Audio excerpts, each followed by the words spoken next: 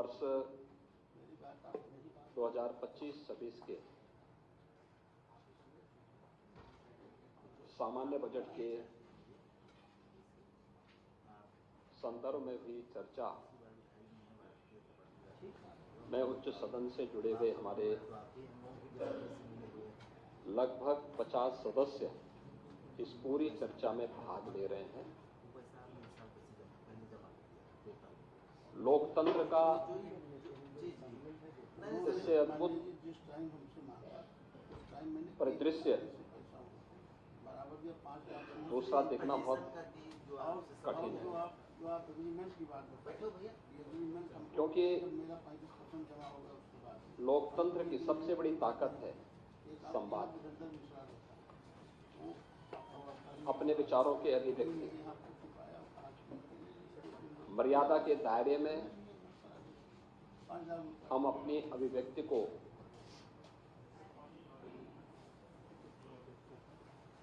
सदन के मंच पर रखें, सदन के पटल पर रखें, तो इससे बड़ी दूसरी बात नहीं हो सकती है। और उत्तर प्रदेश जैसे राज्य के बजट को लेकर के सत्ता पक्ष और विपक्ष से जुड़े हुए सदस्यों ने जो रुचि ली है, अपने बहुमूल्य विचार इस सदन के सामने रखे हैं, मैं इसके लिए उन सभी माननीय सदस्यों को हृदय से धन्यवाद देना चाहता हूं जिन्होंने इस पूरी चर्चा में भाग लिया। महोदय, चर्चा जब हम लोग यहां पर आगे बढ़ा रहे हैं तो यह वर्ष अत्यंत महत्वपूर्ण है और उन सभी घटनाओं के हम साक्षी बन रहे हैं।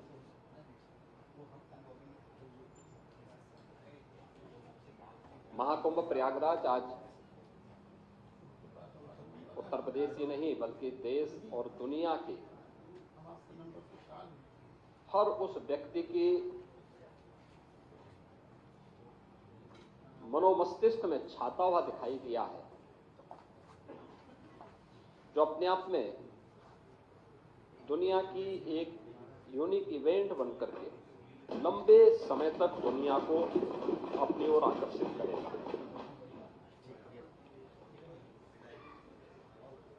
अपने मुद्दे हो सकते हैं, लोगों की अपनी भावनाएं भी हो सकती हैं और उसको हम किसी पर जबरन थोप भी नहीं सकते और ये हमारी प्रवृत्ति भी नहीं, क्योंकि जब महाकुंभ का आयोजन हो रहा था उस समय भी हम लोग इस बात का अनुभव कर रहे थे कि बहुत सारे ऐसे माननीय सदस्य थे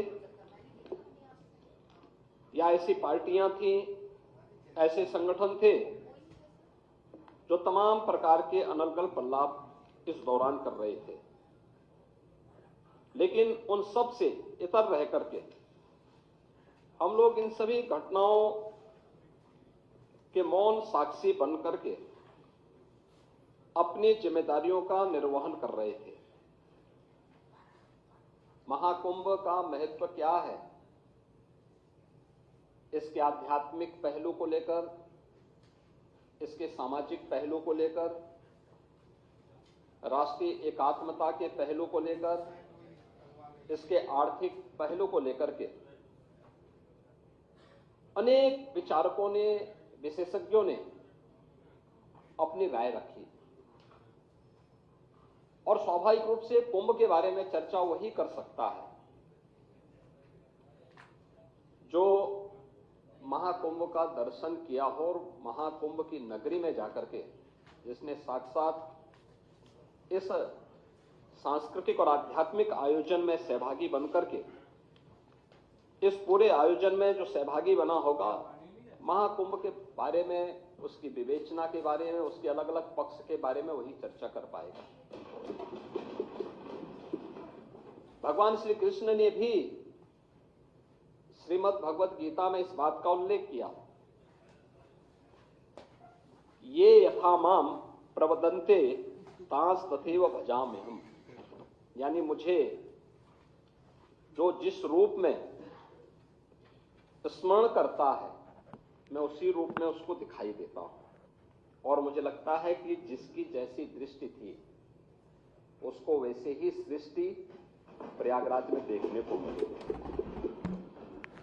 पहला आयोजन है जिसको दुनिया के मीडिया ने सराहा है और दुनिया की मीडिया की चर्चा मैंने कल भी की थी।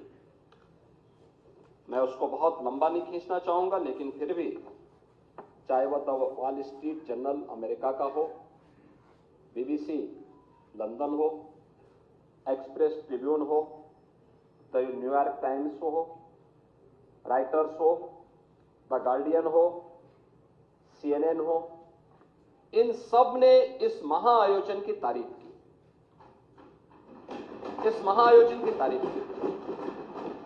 और यूनेस्को के निदेशक टिम कर्टिस ने भी महाकुंभ के बारे में कहा कि 2019 के कुंभ को यूनेस्को ने मानवता की अमूर्त सांस्कृतिक धरोहर के रूप में मान्यता दी।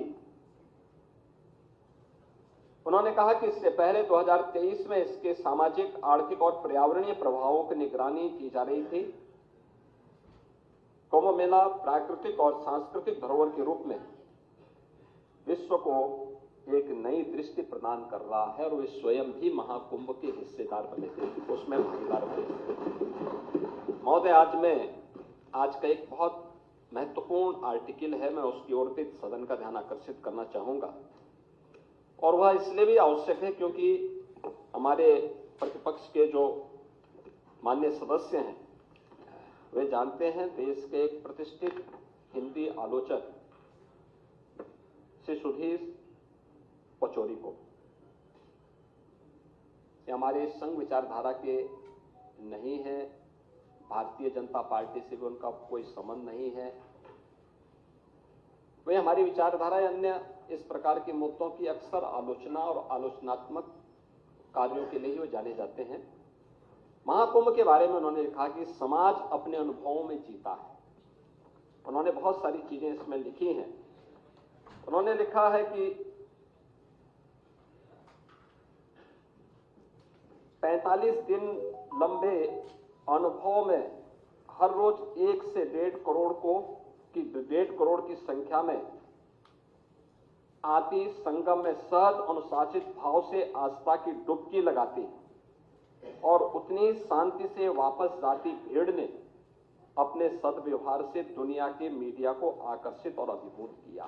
लेकिन ये भारतीय सनातन धर्म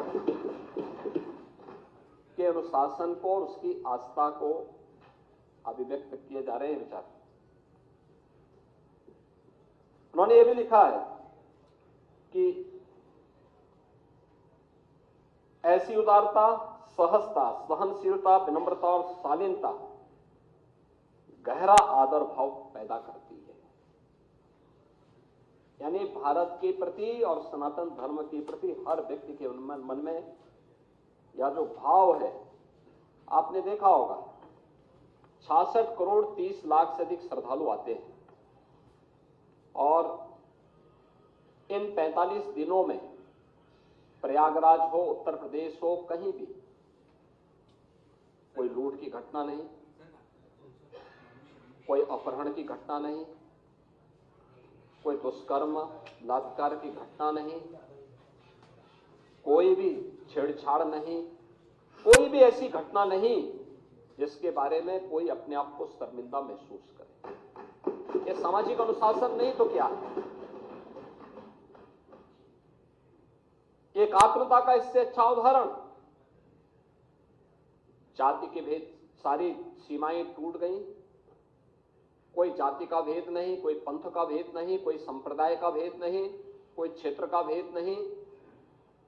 देश की सीमाओं को भी लांघने वाला, वसुधैव कुटुंबकम के भाव को जागृत करने वाला महाकुंभ एक नया संदेश दुनिया को दिया है। और अंत में श्री सुधीर पचौरी इस बात को भी लिखते हैं अपने आर्टिकल में कि क्या पता कि ऐसे ही निंदकों के प्रतिकार में इस महाकुंभ में इतने रिकॉर्ड तोड़ श्रद्धालु आए ताकि दुनिया जान ले कि समस्त हिंदू समाज एक है।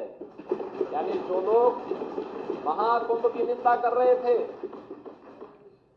उनके बारे में वो कहते हैं कि जो लोग कभी पॉल्यूशन को लेकर के, कभी व्यवस्था को लेकर के, कभी किसी अन्य झूठी खबर को लेकर के तमाम प्रकार से इस महाकुंभ के आयोजन को किसी न किसी प्रकार से हतोत्साहित करना चाहते थे, लेकिन उन सब निंदकों को मुंहतोड़ जवाब देने के लिए जनता जनार्दन प्रतिकार के रूप में भी वहां पर उपस्थित होते हुए दिखाई दिए। उन्होंने कहा कि नहीं, हम सब एक हैं, ताकि दुनिया जान ले कि समस्त हिंदू समाज एक है।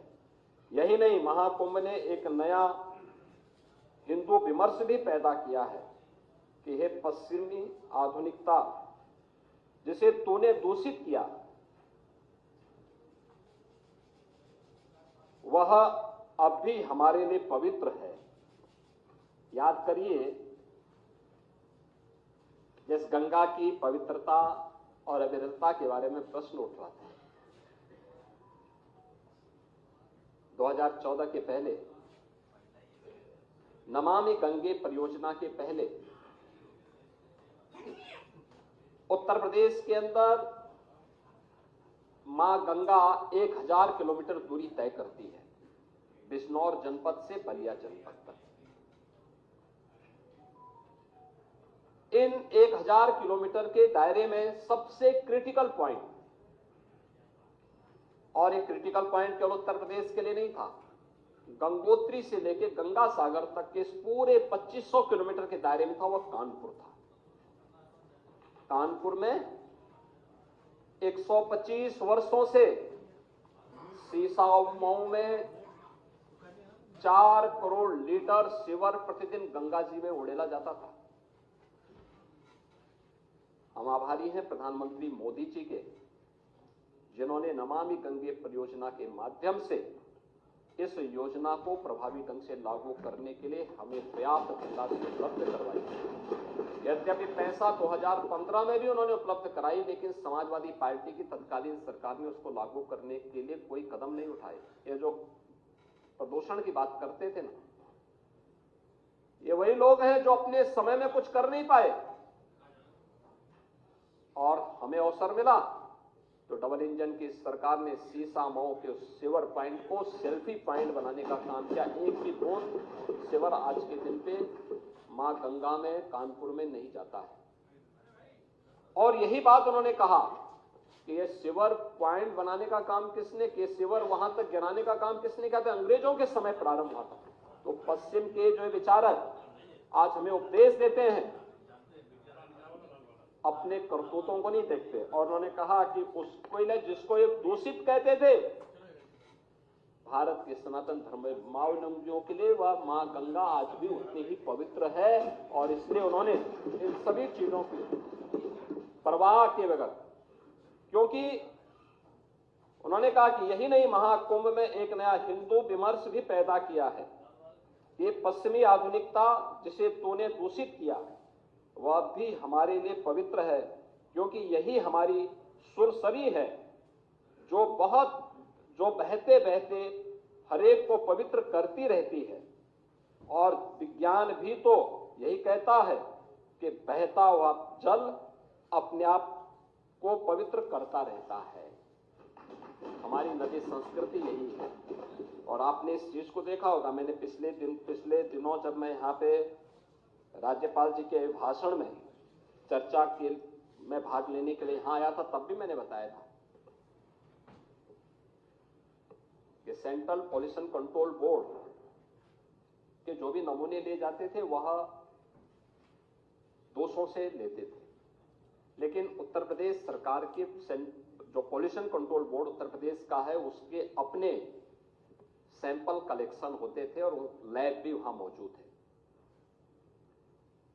हमने कोई आउटसोर्स नहीं किया, बल्कि स्वयं के मैन पावर से सारे सैंपल लेते थे। और हम लोग देखते थे कि जिन क्षेत्रों में, खासतौर पर आबादी वाले उन क्षेत्रों में जहां भैंस गाय नदी से इस पार से उस पार जाते हैं, और वहां पे जब भैंस गाय नदी में नहाते हैं तो वहां पे फीकल कोलिफॉर्म की मात्रा बढ़ती है, लेकिन वही चीज आगे बढ़ती हुई जब जाती थी, संगम में जब भी नमूने लिए गए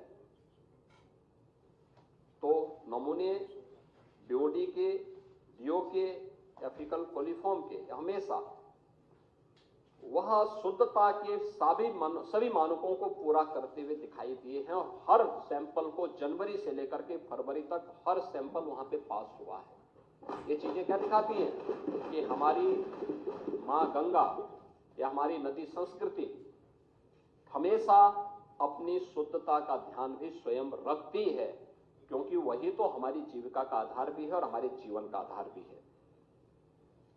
लेकिन आर्थिकी का पक्ष भी महत्वपूर्ण है, और हम आभारी हैं प्रधानमंत्री मोदी जी के इस बात को लेकर के कि उन्होंने भारत की विरासत को विकास के साथ जोड़ने के साथ साथ आस्था को आजीविका के साथ जोड़ करके नए नए साधन उपलब्ध करवाए हैं देशवासियों के लिए।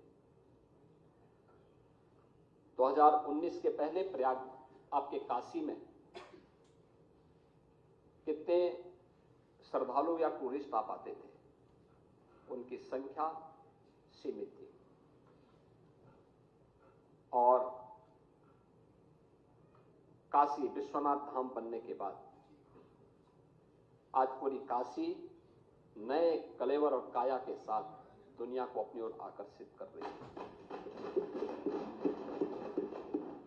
13 जनवरी से लेकर के 27-28 फरवरी तक इन 45-50 दिनों तक पूरी काशी पूरी तरह पैक थी। 5 लाख से लेकर के 25 लाख श्रद्धालु प्रतिदिन वहां पे दर्शन करता था, मां गंगा में स्नान भी करता था, और काशी के इस वैभव को भी देखता था, इस कलेवर और कायाकल्प को भी देख करके विभूत होता था, और काशी के साथ साथ प्रदेश और देश के विकास में भी अपना योगदान करता था। लेकिन काशी के लोगों का धैर्य उस दौरान वास्तव में उससे भी ज्यादा अभिनंदन का पात्र है, जिन्होंने 1.5 महीने लगभग 150 दिन तक उनके आने जाने के साधन बंद रहे, लेकिन धैर्य के साथ आतिथ्य सत्कार का एक नया उदाहरण प्रस्तुत किया। ये हमारा काशी है, सबको गले लगाना जानता है। अयोध्या धाम यही दृश्य था। 5 लाख से लेके 15 लाख श्रद्धालु प्रतिदिन अयोध्या धाम में देखने को मिला। उन्होंने सुविधाओं की परवाह नहीं की, और वहां के नागरिकों ने भी, वहां के संतों ने भी अपनी सुविधा की परवाह नहीं की।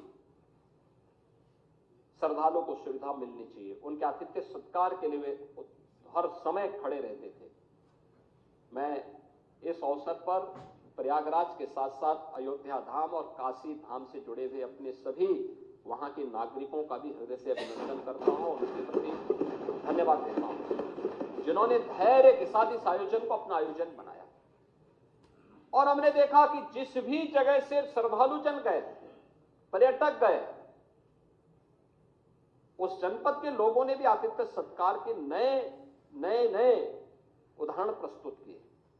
क्या चित्रकूट हो या प्रतापगढ़, जौनपुर हो, भदोई हो, मिर्जापुर हो, कौशाम्बी हो, फतेहपुर हो, या जिस भी मार्ग से गए, हर एक जगह लोगों ने अभिभूत करने वाला स्वागत किया। मुझे याद है 28 जनवरी को सायंकाल 5 बजे से लेकर के 29 जनवरी को हम लोगों ने प्रयागराज में भीड़ के वॉल्यूम को देखते हुए लगभग 2 लाख वाहन अगल बगल के जनपदों में रोके थे, और उस जनपद में ही उन श्रद्धालुओं के लिए भोजन की, रहने की व्यवस्था की थी, वहां के नागरिकों ने की थी, प्रशासन उसमें सहयोगी बन रहा था, लोग कर रहे थे। आतिथ्य सत्कार का इससे बड़ा उदाहरण और क्या हो सकता है? और कहीं कोई घटना नहीं घटित हुई। हाँ, पूरी दुनिया आई थी, 100 से अधिक देशों के लोग इस अवसर पर आए, और आर्थिकी के बारे में इसकी आस्था आजीविका का आधार बनता है। आप पीटीए की बात करते हैं, मैं तो एक नागरिक की चर्चा कर रहा हूं। मैंने कल भी सदन में की थी। एक नाविक परिवार जिनके पास 130 नौकाओं का बेड़ा है, उन्होंने 13 जनवरी से लेकर के 26 फरवरी के बीच में 30 करोड़ रुपए कमाए हैं एक परिवार में। आप मुझे बताइए, क्या इतना पैसा कभी कोई कमा सकता था? अभिभूत करने वाला। प्रतिदिन का अगर आप एवरेज देखें तो 50,000 रुपए से लेकर 55,000 रुपए का उनका एवरेज था पर डे की एक नाव से कमाई का। तो मुझे पहले इसमें विश्वास नहीं हो रहा था। मैं प्रयागराज एक दिन गया था, स्वयं भी मैंने इस चीज को कहा कि भाई कैसे हो रहा है, क्योंकि हम लोगों ने तो, मैं, हमारे साथ दोनों डिप्टी सीएम भी, हमारे मंत्रिमंडल के तमाम सहयोगी भी और नाविकों का सम्मान भी किए थे, क्योंकि हमारे लिए सम्मान करने का अवसर इसलिए भी था क्योंकि भगवान राम के मित्र निषाद राज की परंपरा को आज भी वे उसी श्रद्धा भाव के साथ निर्वहन कर रहे हैं। तो हम लोग कैसे इनके साथ सहभागी बन सकते हैं? तो मैंने महाकुंभ के दौरान इस बात को देखा। एक नाविक मुझे मिला, पहले मुझे एक परिवार मिला जो बाहर से आए थे, उन्होंने मुझसे मिलने की इच्छा व्यक्त की थी। मैंने कहा मैं कल प्रयागराज आ रहा हूं, अगर आप वहां रुक सकते हैं तो मुलाकात कर लेंगे। मैं मुलाकात किया। मुलाकात करने के बाद मैंने उनसे पूछा, मैंने कहा कितने लोग? उन्होंने कहा 10 हमारे ग्रुप थे और हमें तो नाव वालों ने संगम में ले जाकर के स्नान करवा दिया था।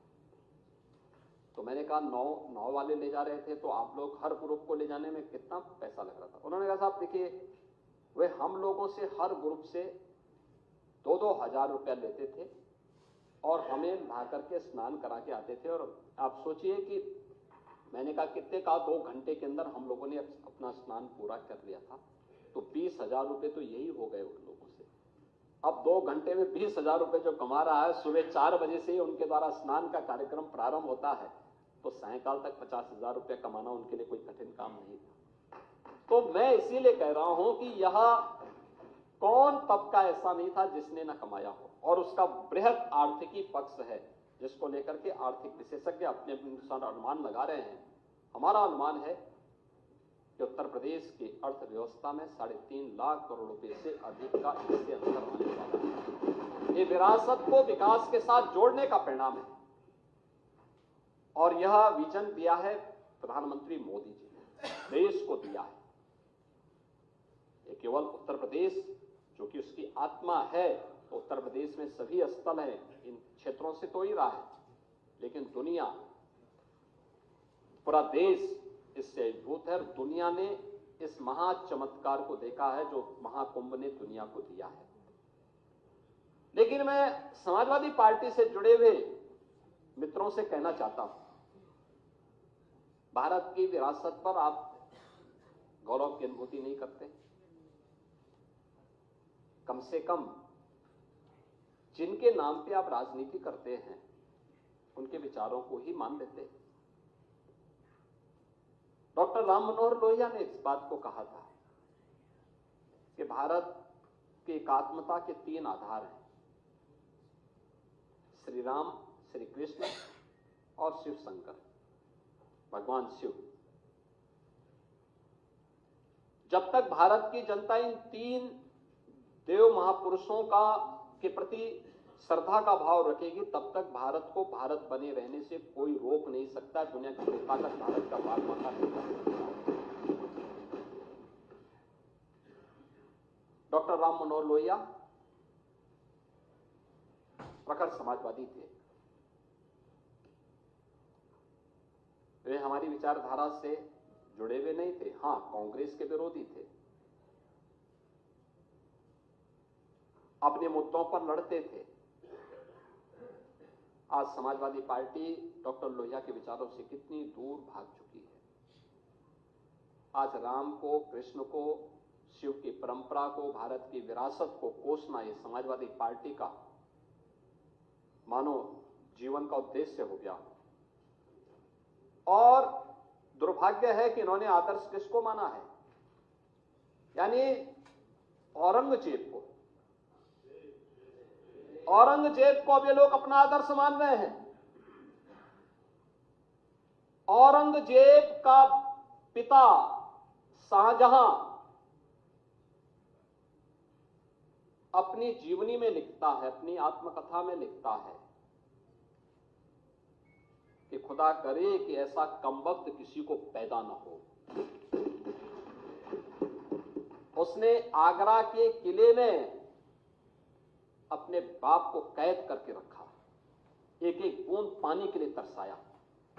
और अगर इनको औरंगजेब पर गौरव की अनुभूति होती है तो ये लोग कम से कम पटना की खुदा बख्त लाइब्रेरी में जाकर के एक बार शाहजहां की ही जीवनी को पढ़ लें, देख लें, उसकी पीड़ा को देखें।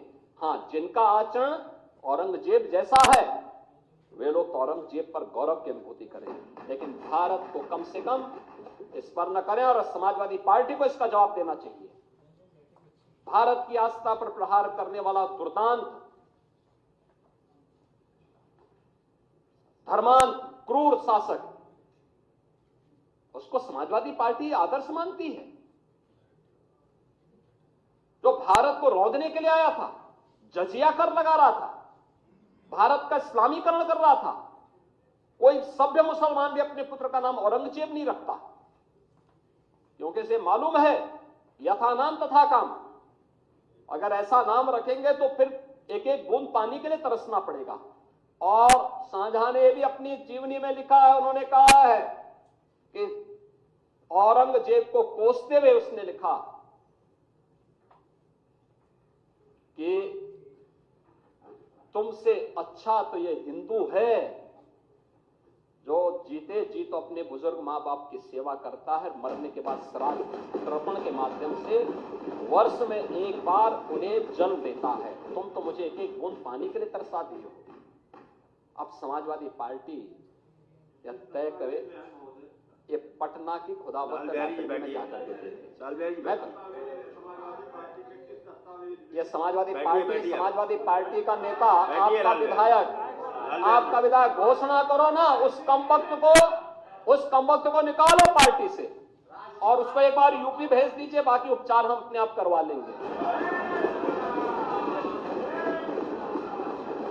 जो व्यक्ति छत्रपति शिवाजी महाराज की परंपरा पर गौरव की अनुभूति करने की बजाय लज्जा महसूस कर रहा हो और औरंगजेब को अपना नायक मान रहा हो, क्या उसको भारत के अंदर रहने का अधिकार होना चाहिए क्या? और समाजवादी पार्टी को इसका जवाब देना चाहिए। एक तरफ आप कुंभ को कोसते रहे और दूसरी तरफ औरंगजेब जैसे दुष्ट और क्रूर धर्मांत, मंदिरों को तोड़ने वाले व्यक्ति को, भारत की आस्था को निर्ममता के साथ रौंदने का कार्य करने वाले व्यक्ति को महिमा मंडन करते हो। आखिर कौन सी नस ऐसी आपकी दबी हुई है कि आप लोग अपने उस व्यक्ति पर, उस विधायक पर नियंत्रण नहीं कर पा रहे हैं? और इसीलिए मैं कहना चाहता हूं कि खंडन क्यों नहीं समाजवादी पार्टी खंडन करे इसका। समाजवादी पार्टी को इसका खंडन करना चाहिए। समाजवादी पार्टी को इसका खंडन करना चाहिए और समाजवादी पार्टी को इसको बाहर निकाल देना चाहिए बाहर, या यहां बुलवाइए सम्मेलन में। उत्तर प्रदेश तो ऐसे लोगों का उपचार करने में बहुत देरी नहीं करता है। महोदय, यह वर्ष और भी महत्वपूर्ण है। बाबा साहब भीमराव अंबेडकर ने जिस संविधान के शिल्पी बनकर के भारत को एक संविधान दिया, भारत के संविधान को अंगीकार करने का यह अमृत वर्ष भी, अमृत महोत्सव वर्ष भी है। और मैं एक बार और फिर कहूंगा कि समाजवादी पार्टी ने कभी भी एक बार नहीं, 3-3, 4-4 बार इन्हें शासन करने का अवसर मिला, बाबा साहब भीमराव अंबेडकर के नाम पे एक भी संस्था खड़ी नहीं की, बल्कि उनके नाम पर बनी हुई संस्थाओं को नाम हटाने का काम किया। ये लोग संविधान की बात करते हैं, यानी उन्होंने केवल कन्नौज का ही नहीं, सामाजिक न्याय के तमाम पुरोधाओं का नाम मिटाने का काम किया था। इस संविधान की वो प्रति लेके घूमते हैं, ये पीडीए की बात करते हैं। किस पीडीए की बात कर रहे हैं आप? बाबा साहब भीमराव अंबेडकर के नाम पे कोई संस्था समाजवादी पार्टी ने खड़ी की हो? हम तो कह सकते हैं बीजेपी ने प्रधानमंत्री मोदी जी के नेतृत्व में पंचतीर्थ का निर्माण करवाया।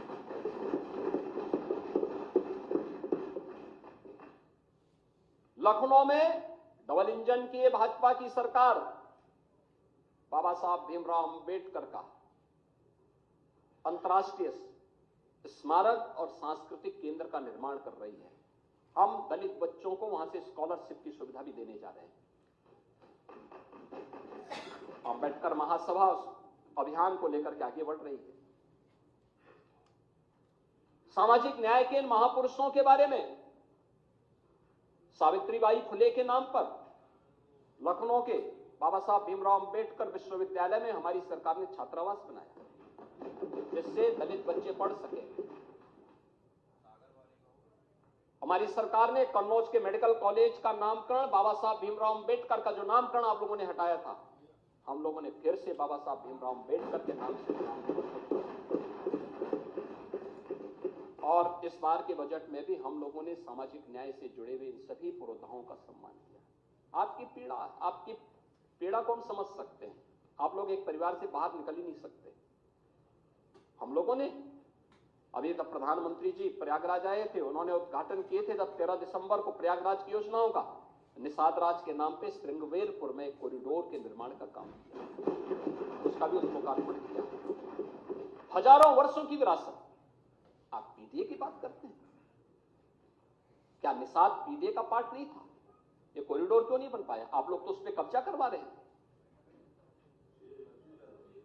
श्रावस्ती में और बहराइच में महाराज सुहेलदेव के नाम पर विजय स्मारक ये लोग नहीं बनने देते थे, हमारी सरकार ने बना करके तैयार किया।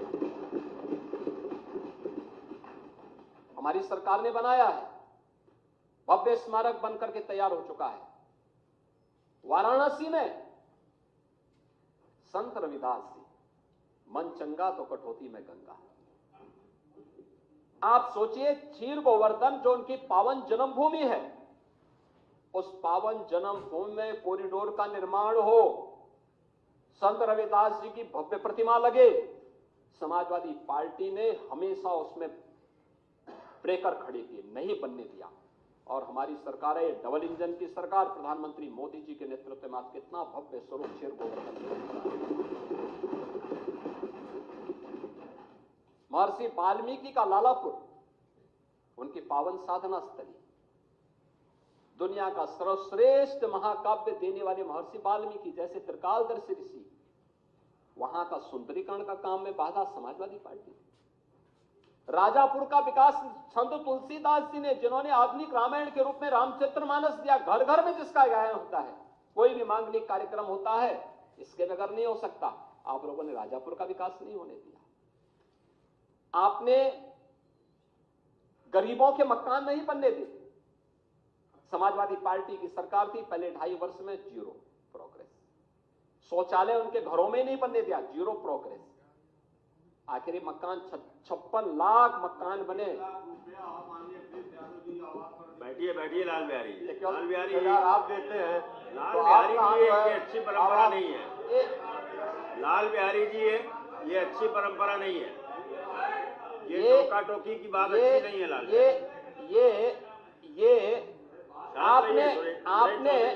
लाल बिहारी जी, आपने जो पैसा दिया वो केवल समाजवादी पार्टी के कैडर को दिया था, अपने कार्यकर्ता को दिया था, किसी दलित को नहीं दिया था, किसी वंचित को नहीं दिया था, किसी गरीब को नहीं दिया था, किसी किसान को नहीं दिया था। आप मैं कर रहा हूं ना, हम तो कर ही देंगे, हमारा श्वेत पत्र तैयार है। लेकिन हम जानते हैं कि आपके कारनामे ऐसे हैं, आपके कारनामे ऐसे हैं कि आप लोगों को आना ही नहीं है, तो काहे आप लोगों को हाईलाइट कर रहे हैं।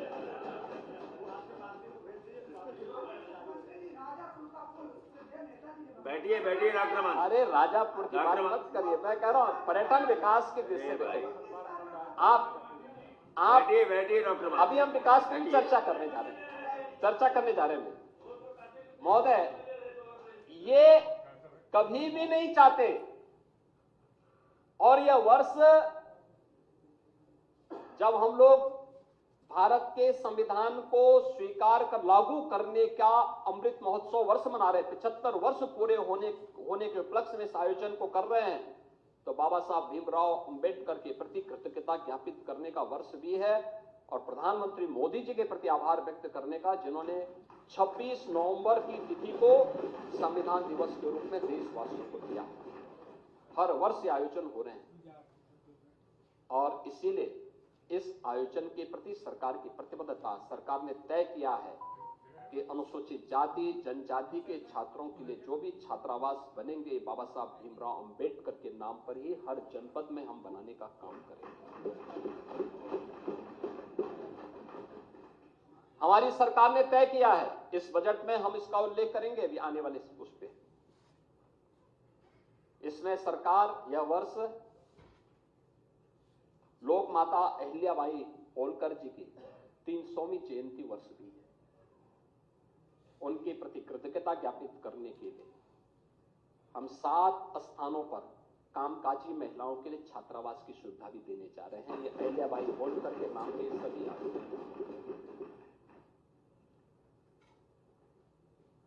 पहली बार उत्तर प्रदेश के अंदर यह वर्ष लौह पुरुष सरदार वल्लभ भाई पटेल जी की 150वीं जयंती वर्ष भी।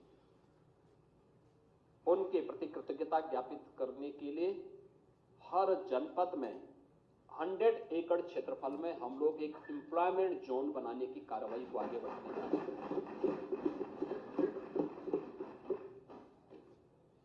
ऐसी अनेक योजनाओं को लेके आए हैं। भगवान बिरसा मुंडा की 150वीं जयंती है। भगवान बिरसा मुंडा महान स्वतंत्रता संग्राम सेनानी भी थे। जनजातीय समाज को एक नई दिशा दी थी उन्होंने। विदेशी ताकतों के खिलाफ लड़े थे।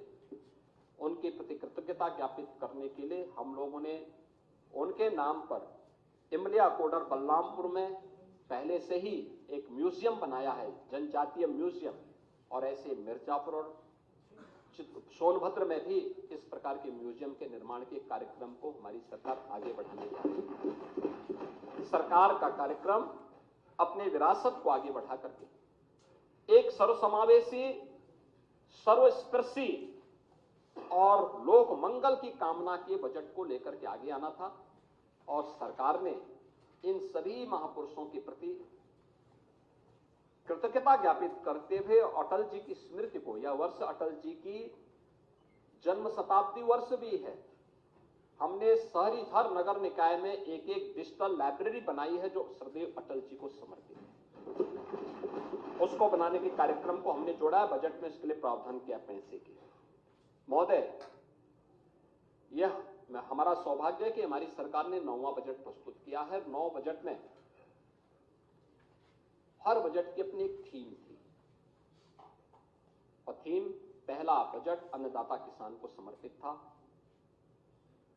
जब 2017 में हम लोग आए थे, किसान की कर्ज माफी से लेकर के अनेक योजनाएं उनके लिए घोषित की थी और आज मैं कह सकता हूं, जब मैं कुछ आंकड़े दूंगा तो आप देखेंगे कि कितना गुना अधिक पैसा किसान को आज प्राप्त हो रहा है।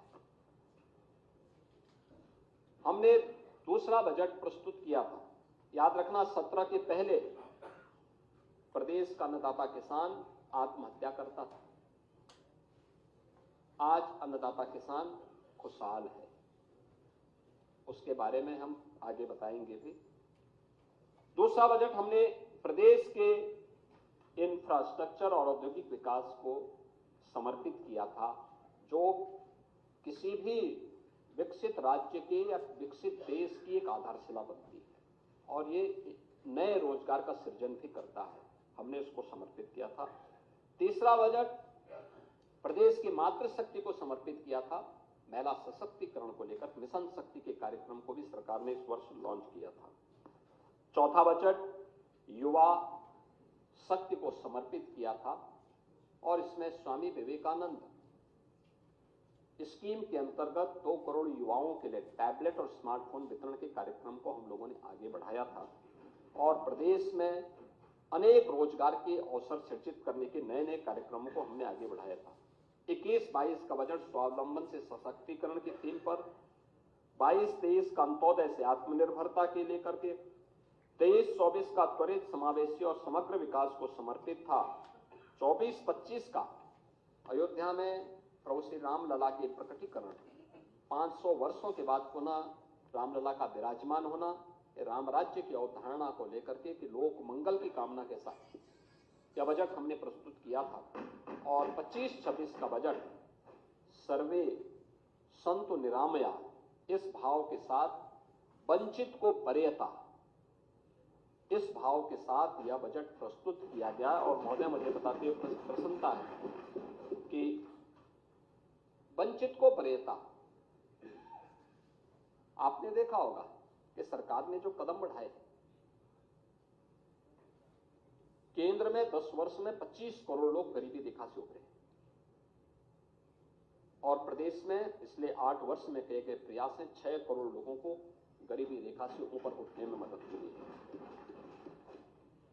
बजट में हम लोगों ने अंत्योदय से एक उन्नत अर्थव्यवस्था के रूप में, ईज ऑफ लिविंग से ईज ऑफ डूइंग बिजनेस तक, कृषि से लेकर के गरीब कल्याण तक, आस्था से आजीविका तक, शिक्षा से स्वावलंबन तक, संस्कृति से समृद्धि तक और महिला सशक्तिकरण के संकल्प को हम लोगों ने सम्मिलित करते हुए एक विकसित उत्तर प्रदेश की आधारशिला इसके माध्यम से हम लोग रखेंगे। यह हम लोगों ने इस बजट में इस थीम के साथ काम करना प्रारंभ किया है और इस आधार पर लगभग इस बार का जो हमारा बजट है, जो यहाँ पे माननीय सदस्यों ने अपने भाषण में यहाँ पे कहा होगा कि 8,08,736 करोड़ रुपए का यह बजट हम लोगों ने उत्तर प्रदेश की जनता जनार्दन को समर्पित किया है। इसमें अगर आप देखेंगे 16-17 की तुलना में यह लगभग 2.5 गुना बढ़ा है और 24-25 की तुलना में लगभग 10% अधिक है। बढ़ा हुआ बजट का आकार ये केवल एक व्यय नहीं है, बल्कि अंतिम पायदान पर विकास की पहुंच, उत्तर प्रदेश का इंफ्रास्ट्रक्चर डेवलपमेंट, आम जन के जीवन स्तर को ऊपर उठाने और प्रति व्यक्ति आय को बढ़ाने के साथ साथ आर्थिक विकास को तेज करने की एक ईमानदार प्रतिबद्धता को दोहराने का कार्य कर रहा है।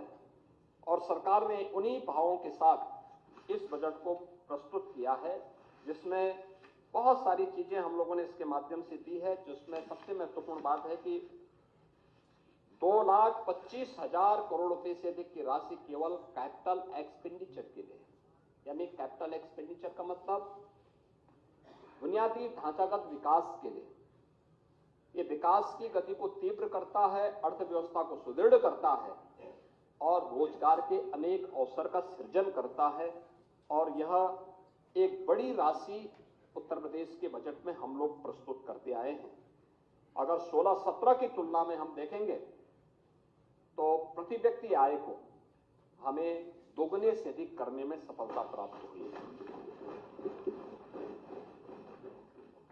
महोदय, आज उत्तर प्रदेश हर दिशा में आगे बढ़ा है और मुझे बताते हुए प्रसन्नता है कि हमारे समाजवादी पार्टी के मित्रों को इस बात के लिए परेशानी होती है कि आप बजट का दायरा क्यों बढ़ा रहे हैं। देखिए, बजट के दायरे को ही नहीं बढ़ाया जाता है, बल्कि अपने घाटे को भी नियंत्रित किया जाता है। और राजकोषीय अनुशासन का, वित्तीय अनुशासन का सबसे अच्छा उदाहरण माना जाता है, जिसके लिए रिजर्व बैंक ने भी एक लिमिट तय की हुई है कि आप इससे ज्यादा जो आपका कुल जीएसडीपी होगा उससे आप कितना पैसा उधार लोन दे सकते हैं, वो लिमिट तय है। और सरकार का जो यह जीएसडीपी का जो हमारा राजकोषीय घाटा है 3% से कम है, 3% यानी 2.97% है, जिसको हम कांस्टेंट रूप से आगे बढ़ा रहे हैं, जबकि हम बजट का दायरा बढ़ा रहे हैं। और यह तब है कि जब पिछले 8 वर्ष में सरकार ने कोई नया टैक्स उत्तर प्रदेश की जनता जनार्दन पे नहीं लगाया, बल्कि डीजल और पेट्रोल पर जो पहले से वैट था उसको कम किया है। बिना टैक्स बढ़ाए बजट का दायरा बढ़ा देना, बिना टैक्स लगाए इंफ्रास्ट्रक्चर के नए युग में प्रदेशवासियों को पहुंचा देना, यह अपने आप में सरकार की प्रतिबद्धता को दिखाता है, पॉलिटिकल विल पावर को दिखाता है। सरकार ने वो दिखाने का प्रयास किया कि हां, हम भ्रष्टाचार पर प्रहार करेंगे, लीकेजेज को रोकेंगे, और लीकेजेज को रोकने का परिणाम है कि आज हम बजट के दायरे को बढ़ाने में भी सफल हुए हैं। विकास के लिए पैसा दिया है, लोक कल्याण के लिए पैसा दिया है, और हर एक विभाग की आवश्यकताओं की पूर्ति करते हुए सरकार ने इन कार्यक्रमों को आगे बढ़ाने का काम किया है। अरे लाल बिहारी जी, आ रहा हूं। जबरदस्ती लिखवा अच्छा बात आपने कही है, तो अच्छा रोकने वालों को जब अपना नाम क्यों लिखवाते हैं? आपका बजट था 3 लाख करोड़ था, तो आपका जो खर्चा होता था वह भी 60 से 65% तक ही मात्र खर्च हो पाता था। आप उसको पीएलए में डालते थे, जिससे अगले बार फिर उसमें लूट हो सके। हमने पीएलए की स्कीम बंद करवाई। हमने कहा ये वापस राजकोष में जाएगा। और याद रखना, आज बजट का दायरा 8 लाख करोड़ से ऊपर का पहुंच चुका है, और ये खर्चा 31 मार्च तक एक खर्चा हो जाएगा। आप ये मान के चलिए कि यह जो खर्चा होगा ये 75 से लेके 80% और कभी कभी 90% तक एक खर्चा होता है। नहीं, वापस नहीं होता है, फिर उसकी एसएनडी पहले से तैयार रहती है, उस पैसे को उनको वापस किया जाता है। विकास के लिए पैसे की कमी आज के दिन पे नहीं है। आपके समय में नहीं होता था कि 100 करोड़ का कोई मार्ग सैंक्शन कर लो और 1 रुपया देते थे। आप मुझे बताओ, हैं इन्हीं के नाम पे। यानी हमें 17 में आने के समय आते, जब हम लोग आए थे तो पहले वर्ष हजारों करोड़ रुपए आपकी सरकार के पाप को भरने पे ही हमें खर्च करना पड़ा था, एक एक रुपया।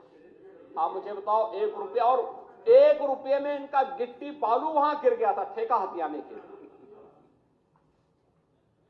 यानी ये लोग मजाक बना रहे थे उत्तर प्रदेश को, लेकिन आज ऐसा नहीं हो सकता। पिछले 8 वर्ष में जो ट्रांसपेरेंसी लेके आए हैं, हाँ, कार्य में औपचारिकताओं को पूर्ण करने में समय लगेगा, लेकिन कार्य पूरा होगा। कार्य पूरा होने की गारंटी है। उस पूरा होने की गारंटी के साथ आज काम हो रहा है। महोदय, नीति आयोग ने उत्तर प्रदेश को अपने राजकोषीय अनुशासन को बनाए रखने के लिए देश के अंदर अग्रणी राज्यों की श्रेणी में रखा है कि यह उत्तम उदाहरण है। देखिए, 25 करोड़ की आबादी है और रेवेन्यू सरप्लस स्टेट है। हमारे पास एक समय था, समाजवादी पार्टी की सरकार थी, कोई बैंक लोन देने को तैयार नहीं होता था, कोई निवेश करने को तैयार नहीं होता था। आज हम कोई प्रोजेक्ट तैयार करते हैं, एक लाइन लगती है बैंकों की, साहब बताइए हम पैसा देना चाहते हैं, हम पैसा देना चाहते हैं। परसेप्शन। एक समय आप था लाल बिहारी जी, अगर आप 17 के पहले देश के अंदर किसी होटल या किसी धर्मशाला में जाते उत्तर प्रदेश के नाम पर और आजमगढ़ के नाम पे, तो कभी कमरा ही नहीं मिलता था। लेकिन आज ऐसा स्थिति नहीं है। आज तो आप कहीं जाएंगे, उत्तर प्रदेश के नाम पे, समाजवादी पार्टी का नाम मत बोलना, उत्तर प्रदेश के नागरिक हैं, हर व्यक्ति आपको सम्मान की निगाहों से देखेगा। ये परसेप्शन है। आपने कहां छोड़ा था, ये सरकार कहां ले गई। आप लोगों ने सम्मान डुबो दिया था। उत्तर प्रदेश का, उत्तर प्रदेश का कहना चाहते हैं 17 के पहले लाल बिहारी, उत्तर प्रदेश का कोई सम्मान नहीं था। मैं आपको बताऊं, नहीं, पूरी बात सुन लीजिए, पूरी बात सुनिए, पूरी बात सुनिए, अरे पूरी नहीं, बात सुनिए। ये सच्चाई है। आप सोचिए ना, मैं तो बोल रहा हूं, ये होता था नहीं। उत्तर प्रदेश का नौजवान कहीं अपनी पहचान नहीं बताता था, छुपाता था। लेकिन आज पहचान का संकट नहीं उसके पास। आज जाता है, लोग उत्तर प्रदेश के नाम से उसका सम्मान करते हैं और बोलते हैं अच्छा, उत्तर प्रदेश से। सामने पहुंचने वाले का चेहरा खिलता है। और ये है यूपी की नई पहचान। और इसलिए आप सबसे मैं कहना चाहूंगा कि आपको थोड़ा इन सब पर आत्ममंथन करना चाहिए, कभी एकांत में समय मिले, क्योंकि वैसे भी आप लोगों का कोई काम तो है नहीं, सदन के दौरान थोड़ा बोलने का मौका मिला, वैसे कोई काम मिलेगा नहीं, तो थोड़ा एकांत में बैठेंगे तो मानसिक रूप से भी शांति मिलेगी। और थोड़ा पिछले कार्यों के लिए पश्चाताप करके उत्तर प्रदेश की जनता से एक बार माफी मांग लेते हैं। अपने किए आप नहीं थे, लेकिन जो थे उन लोगों से बोलिए, और वे लोग बोले इस चीज को, तो कम से कम लोगों को ये चीज लगेगा कि वास्तव में गलती का एक पश्चाताप कर रहे हैं। अरे लाल बिहारी जी,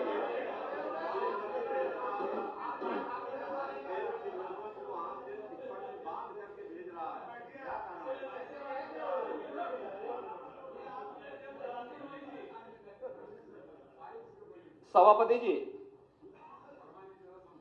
इसके साथ साथ इन्होंने नीति आयोग ने यह भी कहा है कि 18-19 से 22-23 की अवधि में प्रदेश का जो फिजिकल हेल्थ इंडेक्स था वह 8.9 अंकों के साथ आगे बढ़ा है,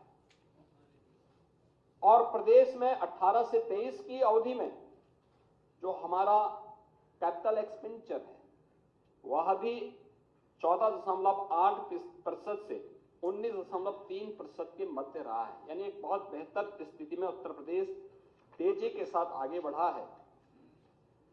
रिजर्व बैंक ऑफ इंडिया ने भी इस बारे में कहा है, जो उनकी 24-25 की रिपोर्ट आई है उसमें उन्होंने कहा है कि देश के सभी राज्यों की स्वयं के कर की प्राप्ति में उत्तर प्रदेश का अंश 22-23, 23-24 और 24-25 में जो 9.9%, 10.5% और 11.6% रहा है, यानी जो बेहतरीन लगातार बढ़ोतरी की जरूरत है।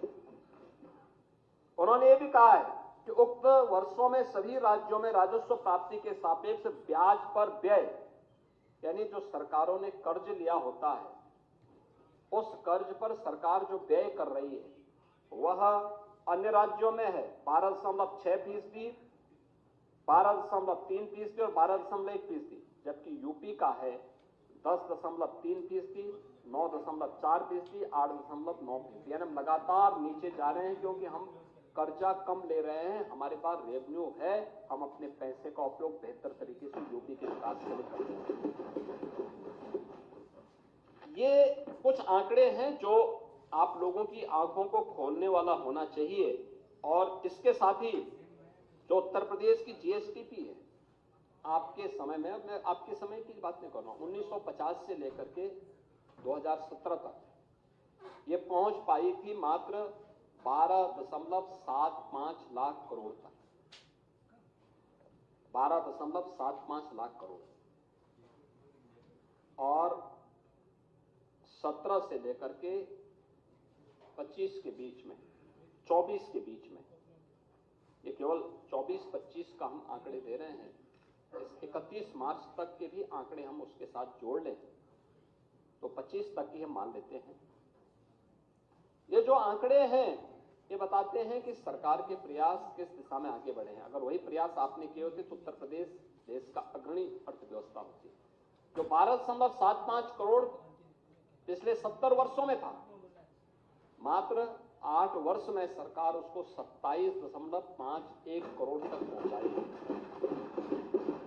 और हम लोग इस बात को मानते हैं कि 25 इस वित्तीय वर्ष, यानी जो 25 से हमारा 1 अप्रैल से 25-26 का वित्तीय वर्ष प्रारंभ होगा, इसके अंत में हम इसको लगभग 32 लाख करोड़ तक पहुंचाने के लक्ष्य के साथ काम कर रहे हैं। विदेशी कर्ज यहाँ नहीं होगा। आपके आंकड़े पता नहीं कहाँ के आंकड़े हैं। लाल बिहारी जी बढ़ा है पर आप कुछ न कुछ जब से देश स्वतंत्र हुआ यूपी का 55 लाख करोड़ रुपया था, और जब से भारतीय जनता पार्टी की सरकार आई 14 से 9 साल में 147 लाख करोड़ रुपया विदेशी कर्ज बढ़ गया। के विकास को देखिए, सुनने का अभ्यास डालिए, सत्य सुनने का अभ्यास डालिए।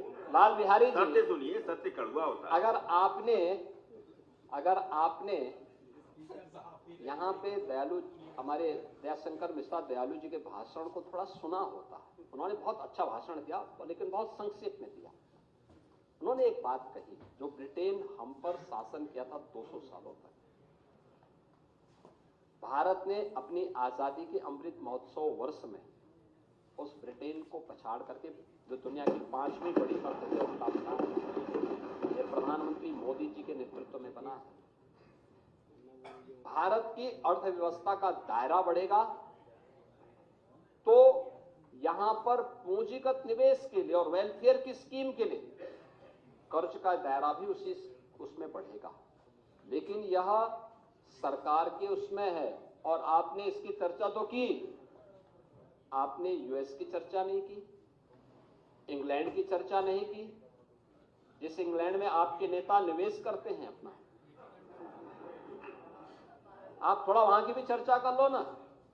आप जापान की चर्चा करिए, इनके पास कितना इन लोगों ने कर्जा लिया है। अगर उनके सामने आप भारत का देखेंगे तो ये बहुत कम है, बहुत कम है। और भारत का जो भी है वो अपने नियंत्रण में है। और भारत को आज जिस दिशा में प्रधानमंत्री मोदी जी लेके गए हैं, 27 में भारत दुनिया की तीसरी बड़ी अर्थव्यवस्था भी बनेगा।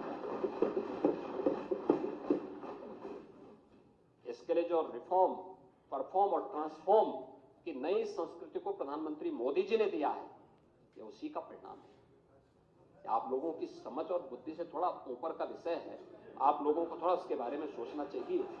लेकिन मैं इस बात को कह सकता हूं कि 2023-24 में अगर आप देखेंगे, देश की जीडीपी 9.6% की दर से बढ़ा है और उत्तर प्रदेश की 11.6% की दर से आगे बढ़ा है।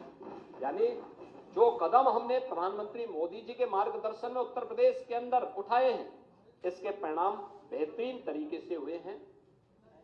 डिजिटल मैकेनिज्म जो यूपी के अंदर लागू हुआ है, उसका परिणाम शासन की कार्य पद्धति में एक ट्रांसपेरेंसी के रूप में भी सामने देखने को मिला है। और आज मुझे बता, जो मैंने कहा ना कि उत्तर प्रदेश ने कोई नया टैक्स नहीं लगाया।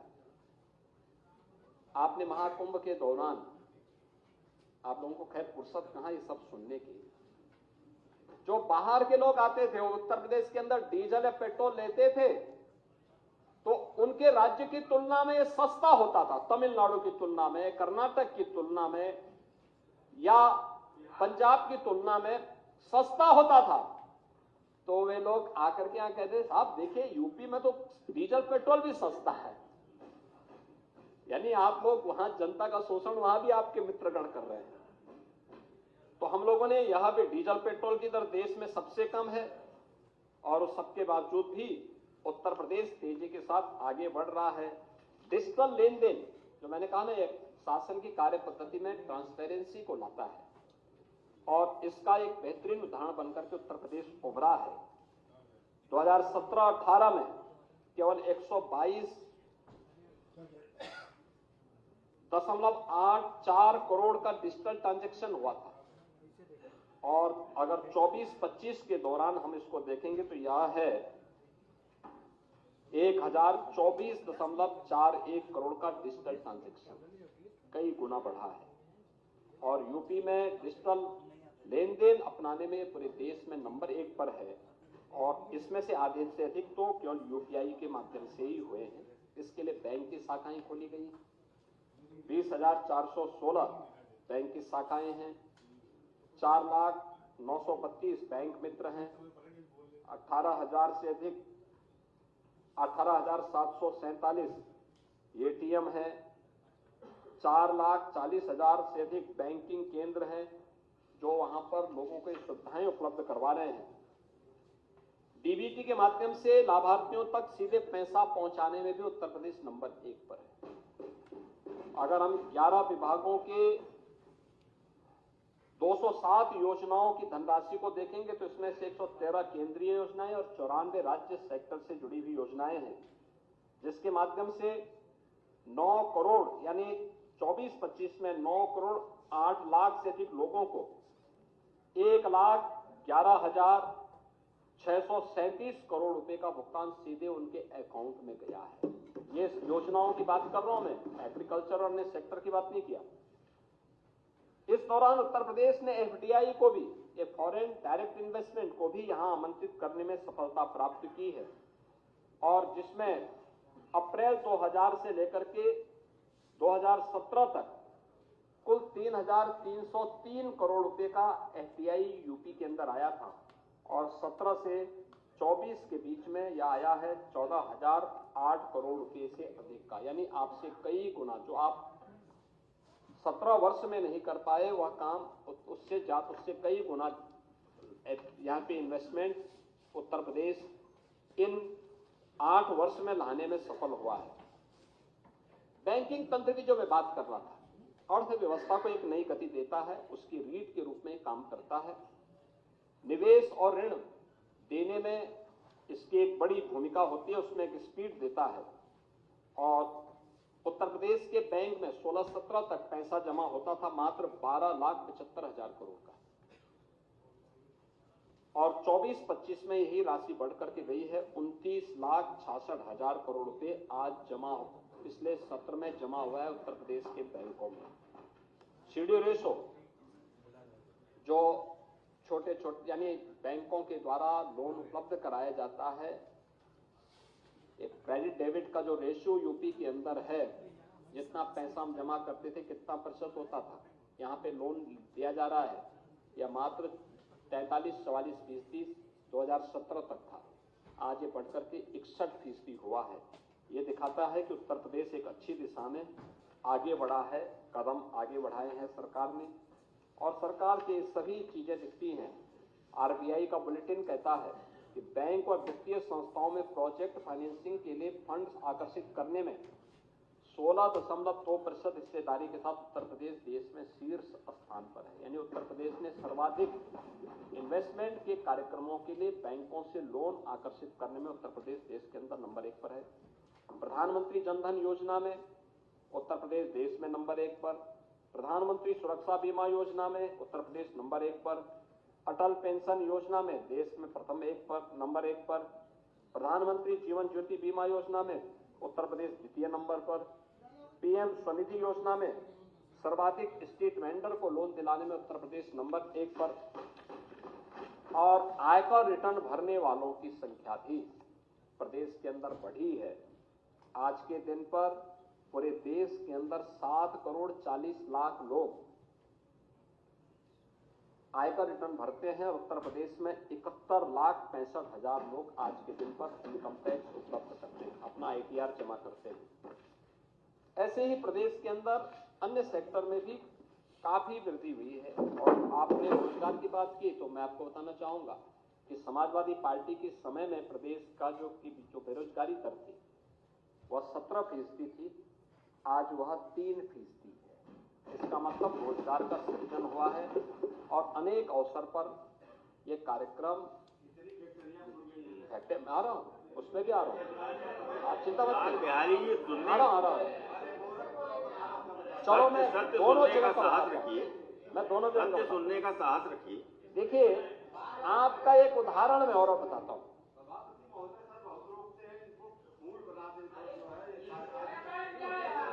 ये फुली है, वह कुर्सी फुल ही है, फूल नहीं। बैठिए लाल बिहारी। फूल नहीं, फूल कोई शब्द, फूल तो गुलदस्ता में खड़ता है, कार्यकारी नहीं। यह शब्द कार्यकारी। लाल बिहारी जी बैठिए, बैठिए लाल बिहारी। आप लाल बिहारी जी नहीं, आप लाल बिहारी जी, आप जो है लगता है कि अभी भी अपने तरदर्थ पद से उभर नहीं पाए। ये विसंगति आपके साथ लगता है जीवन भर चलनी है, और आपके कारण न जाने कितने तदर्थ शिक्षकों का के साथ अन्याय हुआ है। और वित्तविहीन आप हमेशा ही आपको वित्तविहीन ही रहना है।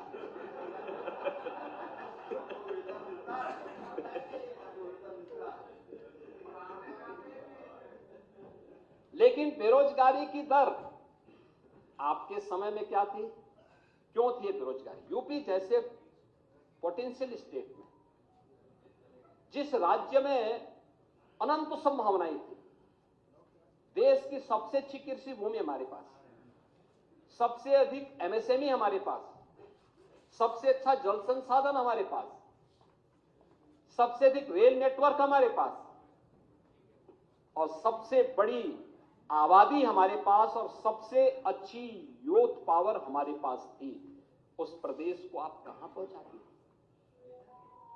कृषि आत्महत्या किसान करता था, युवा पलायन करता था, कानून व्यवस्था की बदहाल स्थिति, और बदहाल स्थिति किस कदर थी, हर दूसरे तीसरे दिन दंगे होते थे। तो यहां पे कोई निवेश करके अपनी सुरक्षा को, अपनी पूंजी व्यक्ति सुरक्षित दे तो पूंजी कैसे सुरक्षित होती? कैसे कोई निवेश करता है? नहीं कोई आता और कोई नहीं आता था। और इसीलिए आपके समय में क्या क्या गुल खिलाए जाते थे। कारनामे देखो ना, आप लोग तो अपने कारनामों से परेशान हैं कि समाजवादी पार्टी की सरकार में बेरोजगारी भत्ते को देने के लिए 20 करोड़ रुपया बेरोजगारी भत्ता बांटने के लिए 15 करोड़ रुपए समारोह में खर्च कर डाले। ये इनके कारनामे थे। अब आप उसकी बात कर रहे हैं। अब मैं आ रहा हूं औद्योगिक निवेश के बारे में। आप ध्यान से सुनिए। देखिए, उत्तर प्रदेश के अंदर औद्योगिक निवेश की रीढ़ बनती है कनेक्टिविटी की। उत्तर प्रदेश एक ऐसा राज्य है जिसमें जल में भी, थल में भी और नभ में भी बेहतर कनेक्टिविटी उत्तर प्रदेश में हुई है इस डबल इंजन सरकार में। उत्तर प्रदेश जाना जाता था लैंडलॉक्ड स्टेट। लैंडलॉक्ड स्टेट का मतलब यहां से एक्सपोर्ट की संभावना कम है, यह माना जाता था। हम आभारी हैं प्रधानमंत्री मोदी जी के, जिन्होंने हल्दिया से वाराणसी के बीच में वाटरवे नंबर 1 यूपी के अंदर प्रारंभ किया है और ये चालू हो गया है। आज हम लैंडलॉक्ड स्टेट से उबर चुके हैं। हमारी पूर्वी बंदरगाह के लिए बेहतर कनेक्टिविटी इसके माध्यम से प्राप्त हो चुकी है। Eastern and western freight corridor, इसका जंक्शन भी यूपी में है और यूपी के ईस्टर्न जो फ्रेट कॉरिडोर, यह सर्वाधिक यूपी के अंदर जा रहा है। 56% भाग इसका यूपी के अंदर है। ये माल यातायात को तीव्र गति से पहुंचाने में यह कॉरिडोर काम कर रहा है। ये भी डबल इंजन की भारतीय जनता पार्टी की, मोदी जी के नेतृत्व की सरकार बनाई है। वेस्टर्न फ्रेट कॉरिडोर जो मुंबई बंदरगाह की पहुंच को और आसान बनाता है, उसका भी एक बड़ा भाग यूपी से होके जाता है। ये भी मोदी जी की देन है। यूपी के अंदर एक्सप्रेसवे, देश गंगा एक्सप्रेसवे बनने के बाद यह 55% एक्सप्रेसवे देश का यूपी के पास होगा। रेलवे का सबसे बड़ा नेटवर्क यूपी के पास है। सबसे अधिक मेट्रो सिटी यूपी के पास। देश की पहली रैपिड रेल यूपी के पास। 12 लेन का एक्सप्रेसवे दिल्ली मेरठ के बीच यूपी के पास।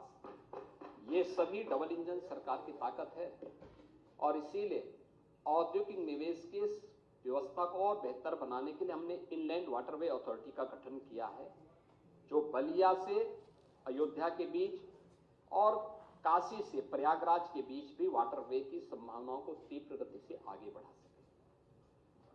इसके साथ ही हमने कुछ नए एक्सप्रेसवे की घोषणा और उसके लिए धनराशि की व्यवस्था भी की है इस बजट में। गंगा एक्सप्रेसवे को आगरा लखनऊ एक्सप्रेसवे के साथ जोड़ने के लिए फर्रुखाबाद होते हुए इसको जोड़ने के लिए एक एक्सप्रेसवे के लिए धनराशि दी है।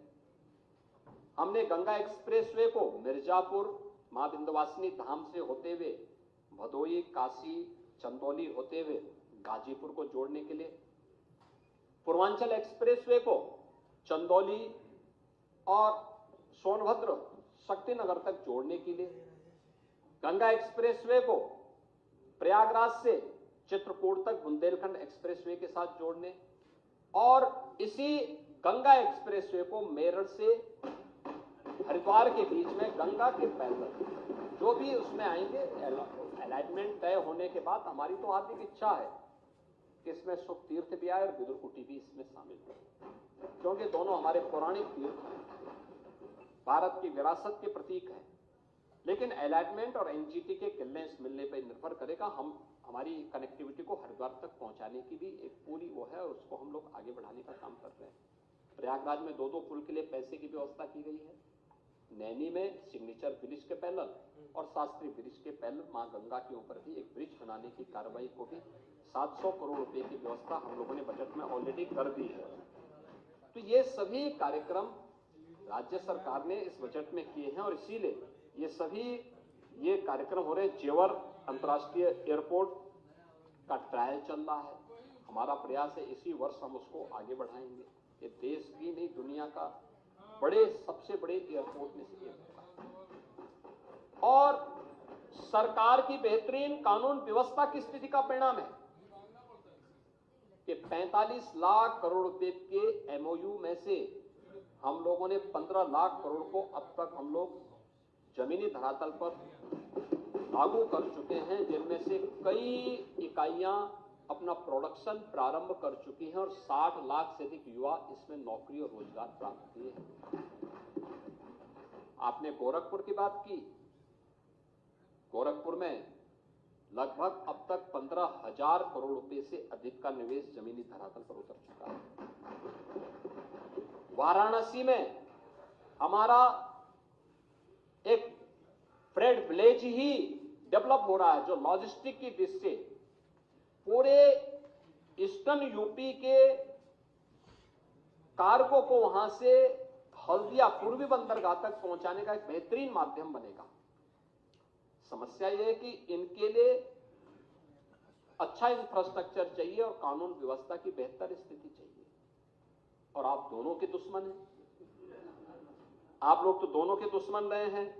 तो ये सभी कार्य, इसके अलावा प्रदेश के अंदर और भी अन्य योजनाओं के लिए गांव जोड़ो अभियान के तहत हम लोगों ने कार्य आगे बढ़ाए हैं। 33 सेक्टोरियल पॉलिसीज यहां पे निवेश लागू करने के लिए बनाए हैं। विश्वकर्मा श्रम सम्मान और ओडीयूपी योजना ने उत्तर प्रदेश को एक नई पहचान दी है, और भी अन्य कार्यक्रमों के साथ जो इस बार हम लोग अपने कार्यक्रम को आगे बढ़ा रहे हैं। यहां पे लखनऊ हरदोई के बीच में एक मेगा इंटीग्रेटेड टेक्सटाइल पार्क प्रधानमंत्री मित्र योजना के माध्यम से उसको लागू किया जा रहा है। लगभग 1200 एकड़ क्षेत्रफल में एक पार्क बनने जा रहा है। इसके साथ ही अन्य तमाम स्कीम यहां पे लागू की गई हैं, और सरकार ने इस बजट में घोषणा की है कि 10 जनपदों में संत कबीर दास जी के नाम पे टेक्सटाइल पार्क की एक नई स्कीम, 2 जनपदों में संत रविदास जी के नाम पे लेदर पार्क की स्कीम को भी प्रदेश सरकार ने बजट में धनराशि की व्यवस्था की। सबसे अधिक एमएसएमई रखने वाला राज्य है यूपी।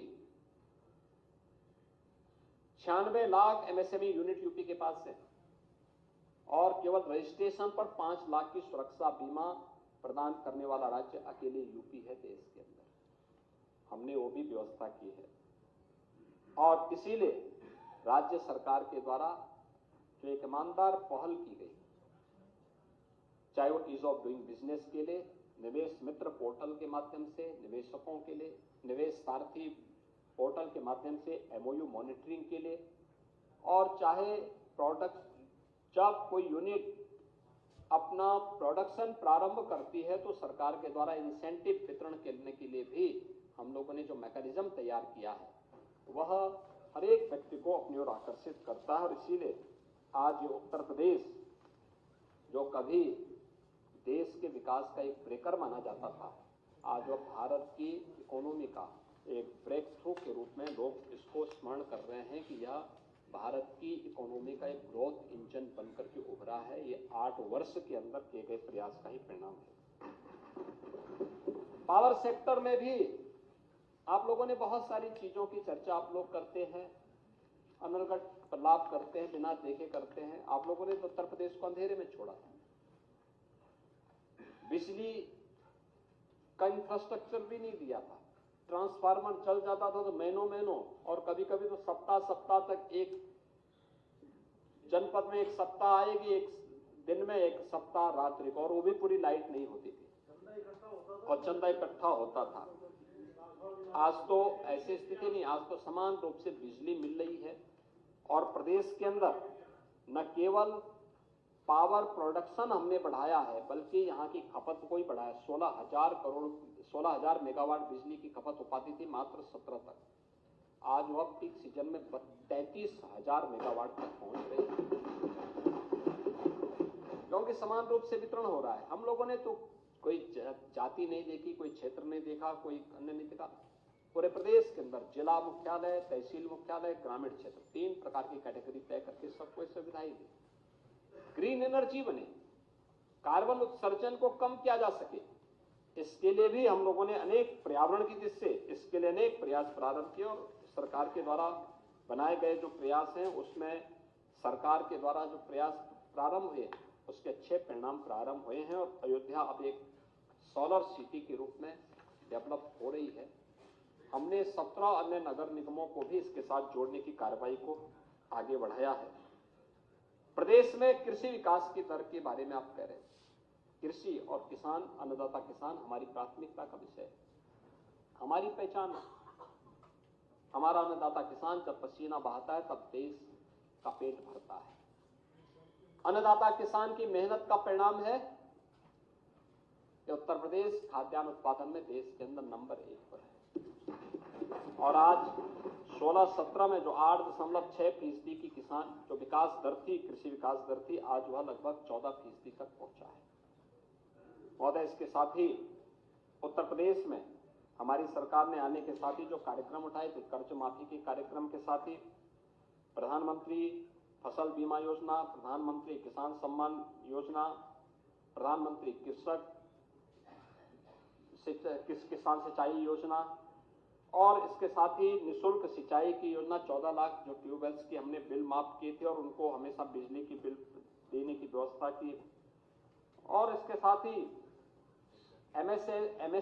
एमएसपी का 1.5 गुना दाम अन्नदाता किसान को मिल सके, इसके लिए जो कार्य प्रारंभ किए गए हैं, बीज और खाद का इंतजाम, ये सभी और अन्य तमाम सुविधाएं जो अन्नदाता किसान को उपलब्ध करवाए गए हैं, आज उसका परिणाम है कि 400 लाख टन फल और सब्जी उत्पादन पर उत्तर प्रदेश नंबर 1 स्थान पर देश के अंदर है। 16-17 में जो खाद्यान्न का कुल उत्पादन उत्तर प्रदेश में होता था वह कुल 557 लाख मीट्रिक टन होता था, आज वह बढ़कर के लगभग 667.39 लाख मीट्रिक टन तक पहुंचा है, यानी 20% आगे बढ़ा है। और जो भी हम प्रोक्योर करते हैं किसान से सीधे करते हैं, आपके समय में ऐसा नहीं होता था। 16-17 में खाद्यान्न उत्पादन पर हेक्टेयर 27.25 कुंटल था, आज 23-24 में अच्छी टेक्नोलॉजी, अच्छी बीज का परिणाम है कि 30.51% हुआ है। तिलहन उत्पादन में भी उत्तर प्रदेश ने 16-17 से 12.40 लाख मीट्रिक टन से बढ़कर के 23-24 में 128% बढ़कर के 28.31 लाख मीट्रिक टन इसके उत्पादन को पहुंचाने में हमें मदद मिली है।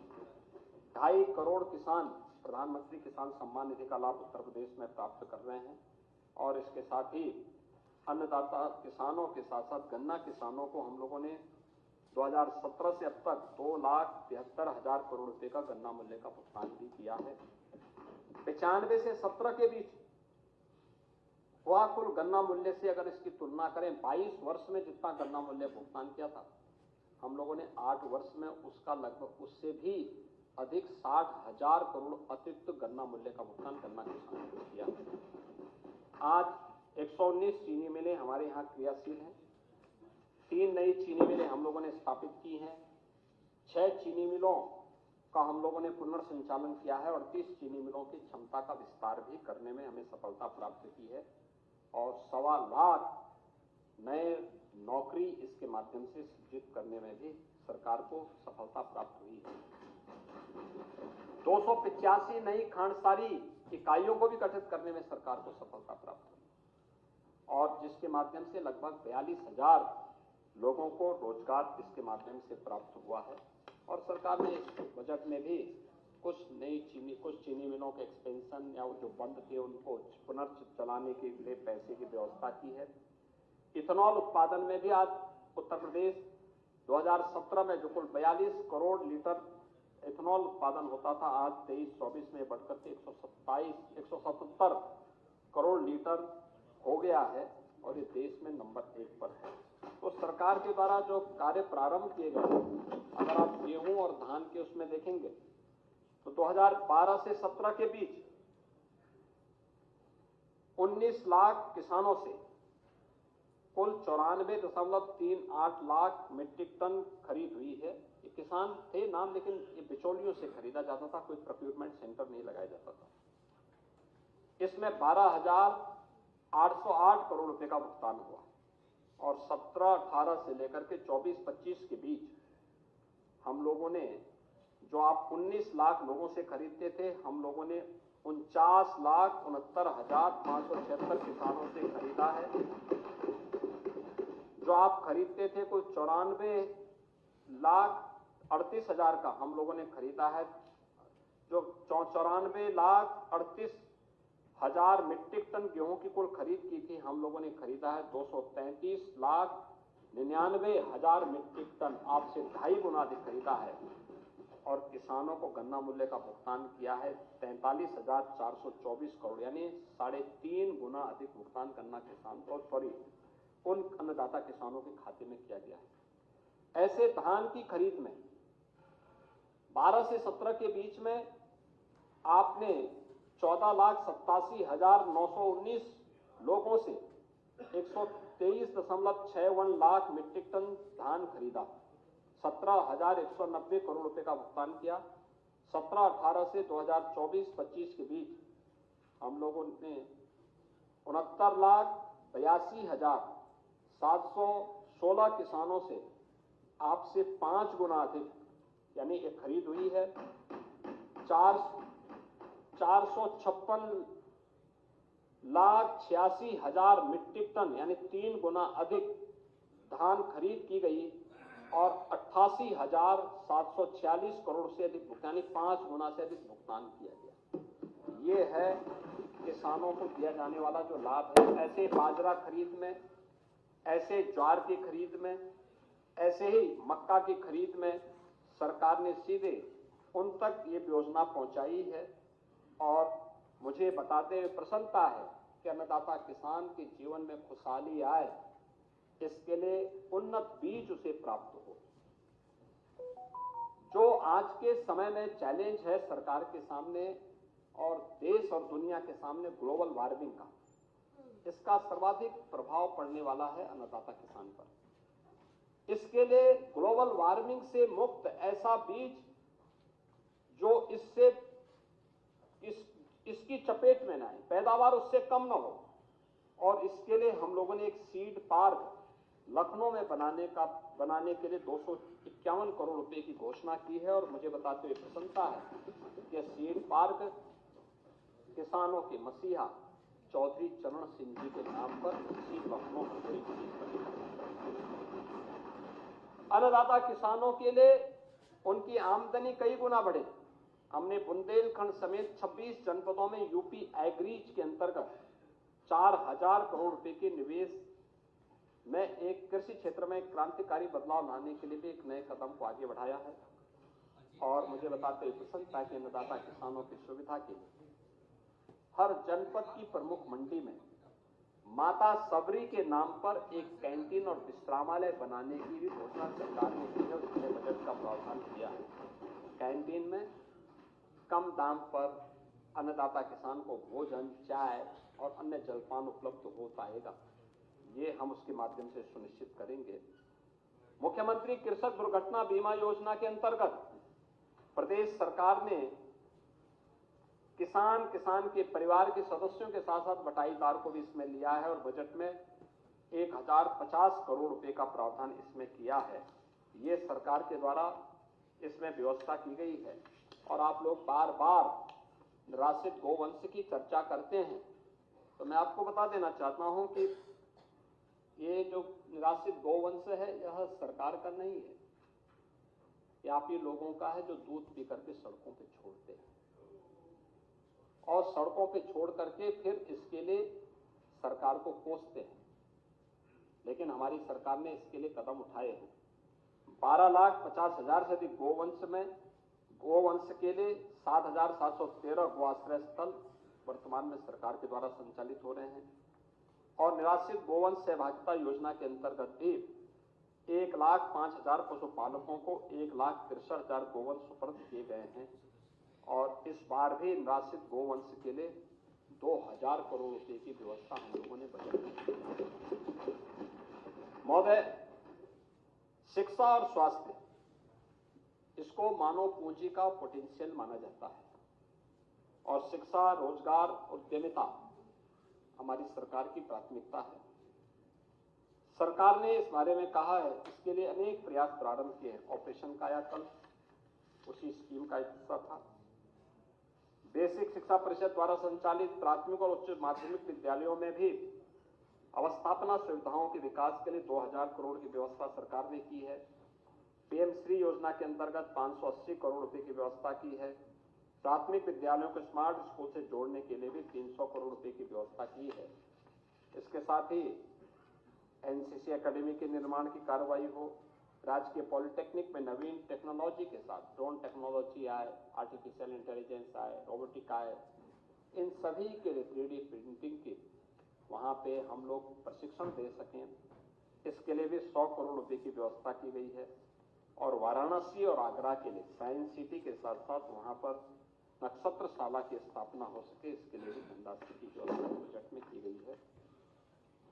इसके साथ साथ प्रत्येक जनपद में वहां की संभावनाओं और विशेषताओं के अनुरूप हम लोग रोजगार सृजन के लिए एक नए कदम उठा सकें, इसके लौह पुरुष सरदार वल्लभ भाई पटेल के नाम पर प्रदेश के हर जनपद में 100 एकड़ क्षेत्रफल में एक विशेष एम्प्लॉयमेंट जोन बनाने के कार्यक्रम को भी हमने धनराशि की व्यवस्था की।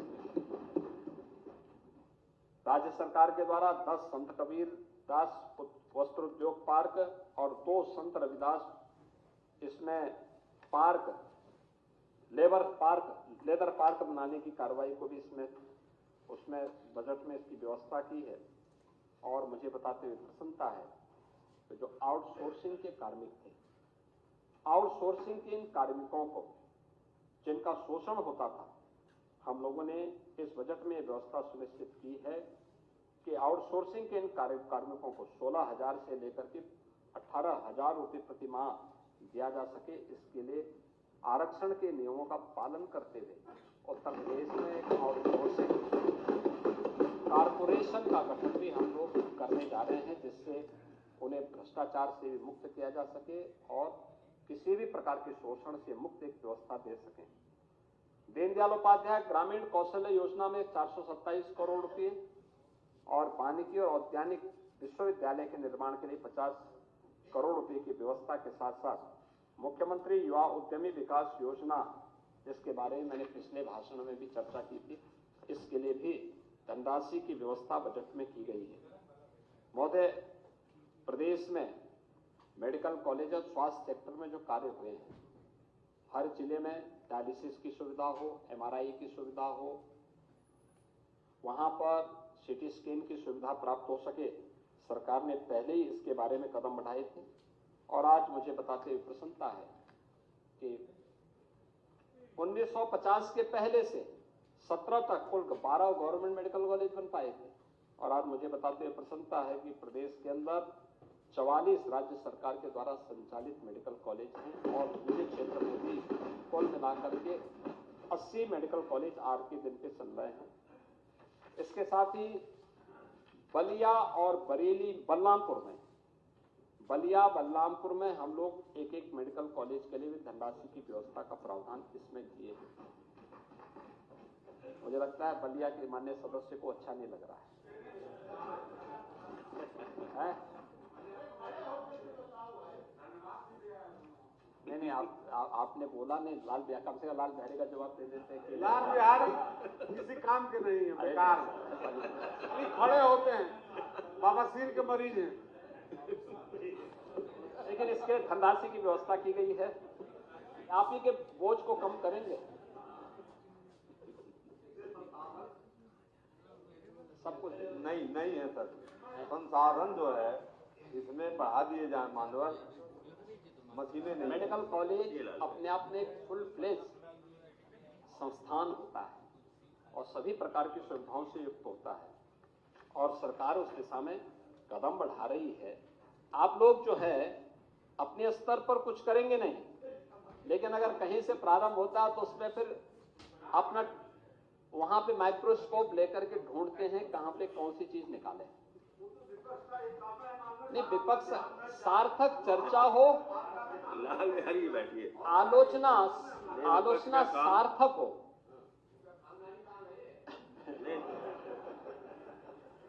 पॉजिटिव काम भी है विपक्ष का। महोदय, नगर विकास और मुझे बताते हुए प्रसन्नता है कि 125 नए नगर निकाय हमारी सरकार ने पहले ही गठित किए हैं, यानी पिछले 8 वर्ष में गठित किए हैं। उत्तर प्रदेश देश का सर्वाधिक स्मार्ट सिटी रखने वाला राज्य है। 10 केंद्र सरकार के द्वारा और 7 स्टेट सेक्टर ने भी स्मार्ट सिटी बनाए हैं और गौतम बुद्ध नगर जनपद को हम अगर जोड़ लें तो 18 सिटी आज के दिन पे स्मार्ट सिटी के साथ साथ सेफ सिटी भी हैं और ITMS के साथ भी जुड़ी हुई हैं। इस बार हमारी सरकार ने प्रयागराज की तर्ज पर, क्योंकि महाकुंभ के बहाने प्रयागराज का इंफ्रास्ट्रक्चर अच्छा हुआ है, और इस बार हमने 3 नई सिटी को लिया है जिसमें हम एक मुश्त पैसा देकर के इनका विकास करेंगे, जिसमें कानपुर है, मथुरा वृंदावन है और मेरठ है। इनको हम लोग एक मुश्त पैसा दे करके प्रयागराज की तर्ज पर, प्रयागराज को मॉडल बना करके उस तर्ज पर हम इसको आगे विकसित करने जा रहे हैं। इसके लिए व्यवस्था की गई है। और मुझे बताते हुए प्रसन्नता है कि सभी जनपदों के, यानी जहां पे म्युनिसिपल कॉर्पोरेशन नहीं है उनसे छोड़ करके बाकी, जैसे विंध्यवासिनी धाम हो गया, जैसे प्रतापगढ़ हो गया, सुल्तानपुर हो गया, या फिर अन्य सभी जनपद जहां पे बस्ती हो गया, महाराजगंज हो गया, कुशीनगर, देवरिया, जिला मुख्यालय जो भी है, इन जिला मुख्यालयों की नगर निकाय को भी स्मार्ट सिटी को डेवलप करने के लिए धनराशि की व्यवस्था हम लोगों ने इस योजना में की है।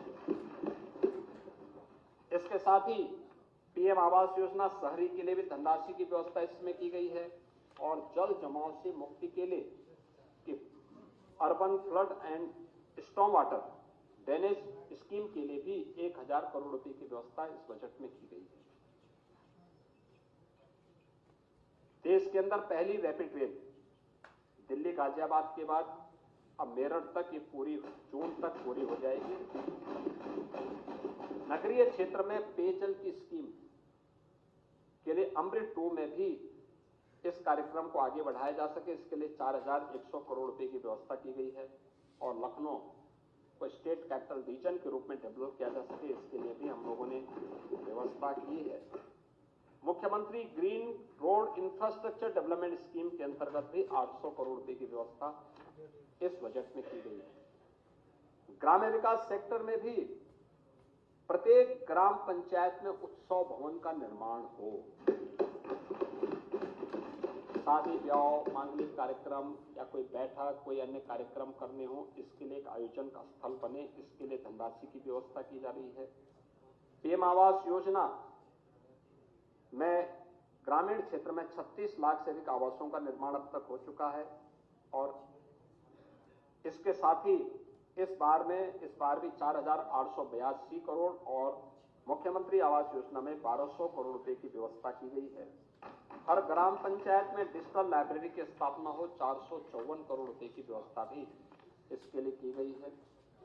अंत्येष्टि स्थलों के लिए 244 करोड़, ग्रामीण स्टेडियम के लिए 125 करोड़ और पंचायत पुरस्कार के लिए 85 करोड़ के साथ ही प्रदेश ने ग्रामीण सड़क योजना के लिए भी 1088 करोड़ रुपए की व्यवस्था की है।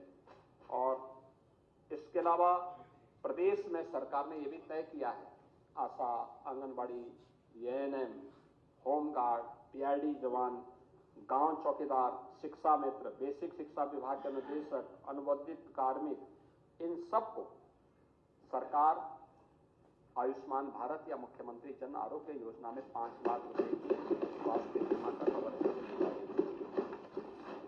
महोदय, इसके साथ ही सरकार ने पर्यटन विकास के लिए भी अनेक कार्यक्रम किए हैं। मैंने पहले भी बताया, विरासत और विकास का अद्भुत संगम।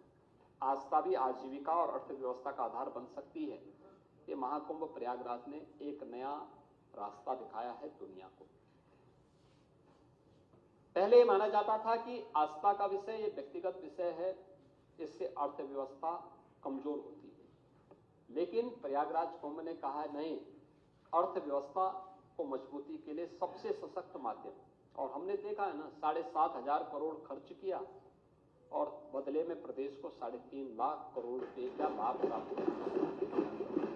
और इसीलिए सरकार ने इस बार प्रदेश में पर्यटकों की संख्या की दृष्टिगत ध्यान रखने के लिए जो व्यवस्था की है, अयोध्या में पर्यटन सुविधाओं के लिए भी 150 करोड़, मथुरा वृंदावन में 100 करोड़ रुपए इसके अतिरिक्त भी व्यवस्था की है।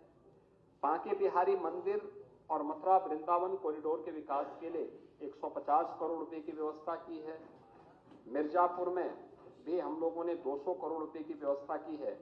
नैमिषारण्य में पर्यटन विकास के लिए 100 करोड़ और वेद विज्ञान केंद्र के निर्माण के लिए भी 100 करोड़ रुपए और चित्रकूट के विकास के लिए भी हमने धनराशि की व्यवस्था के साथ ही प्रदेश के अंदर हर प्रमुख उस स्थल को जो वहां का प्रमुख आस्था का केंद्र है, पर्यटन विकास के दिशा से आगे बढ़ा करके हम लोग उत्तर प्रदेश में आस्था और अर्थव्यवस्था को सुदृढ़ करने का काम करेंगे। सरकार इस दिशा में आगे बढ़ रही है। सामाजिक सेक्टर में आज के दिन पर ये डबल इंजन की सरकार 1 करोड़ 4 लाख से अधिक निराश्रित महिला, वृद्धजन और दिव्यांगजनों को 12,000 रुपए सालाना पेंशन की सुविधा उपलब्ध करवाने का काम कर रही है। महोदय, हम लोगों ने इस बजट में 250 करोड़ रुपए की व्यवस्था की है जीरो पॉवर्टी के लिए।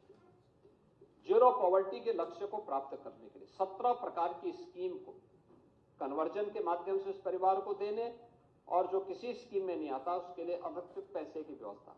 इससे पहले सरकार ने मुसहर, बनटांगिया, थारू, कोल, सहरिया, गौड़, चेरो, इन सभी जातियों को इसके माध्यम से 100% आच्छादित करने का काम किया है। और अब जो नए सर्वे किए गए इसमें पहले चरण में 13,57,000 परिवार आच्छादित हो रहे हैं।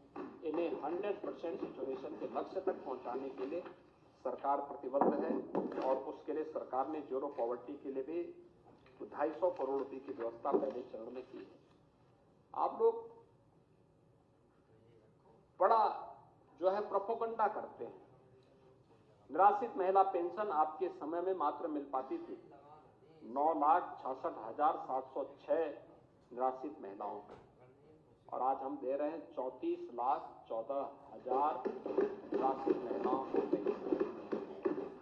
वृद्धावस्था पेंशन आपके समय में मिलता था 36,52,607 को, हमारे समय में मिल रहा है 60,99,900 को।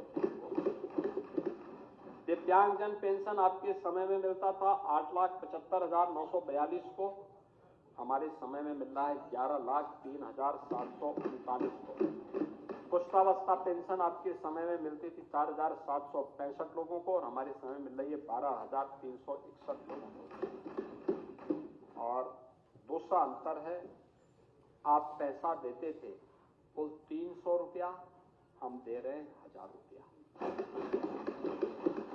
वृद्ध और सख्त व्यक्तियों के लिए भी, ऐसे नागरिकों के लिए भी सुविधा उपलब्ध कराने के लिए सरकार ने एक कृष्णा कुटीर के नाम पे वृंदावन में जो भी ऐसी निराश्रित महिलाएं होंगी, जो परिवार के लोग जिनको देखभाल नहीं कर पाते हैं या असहाय हैं, निराश्रित हैं, कोई भी देखभाल करने वाला नहीं, उनको वहां पे हम लोग रखते हैं और 2,500 रुपए उन्हें हर महीना भी उपलब्ध कराते हैं, और लॉजिंग, फूडिंग सब कुछ फ्री है।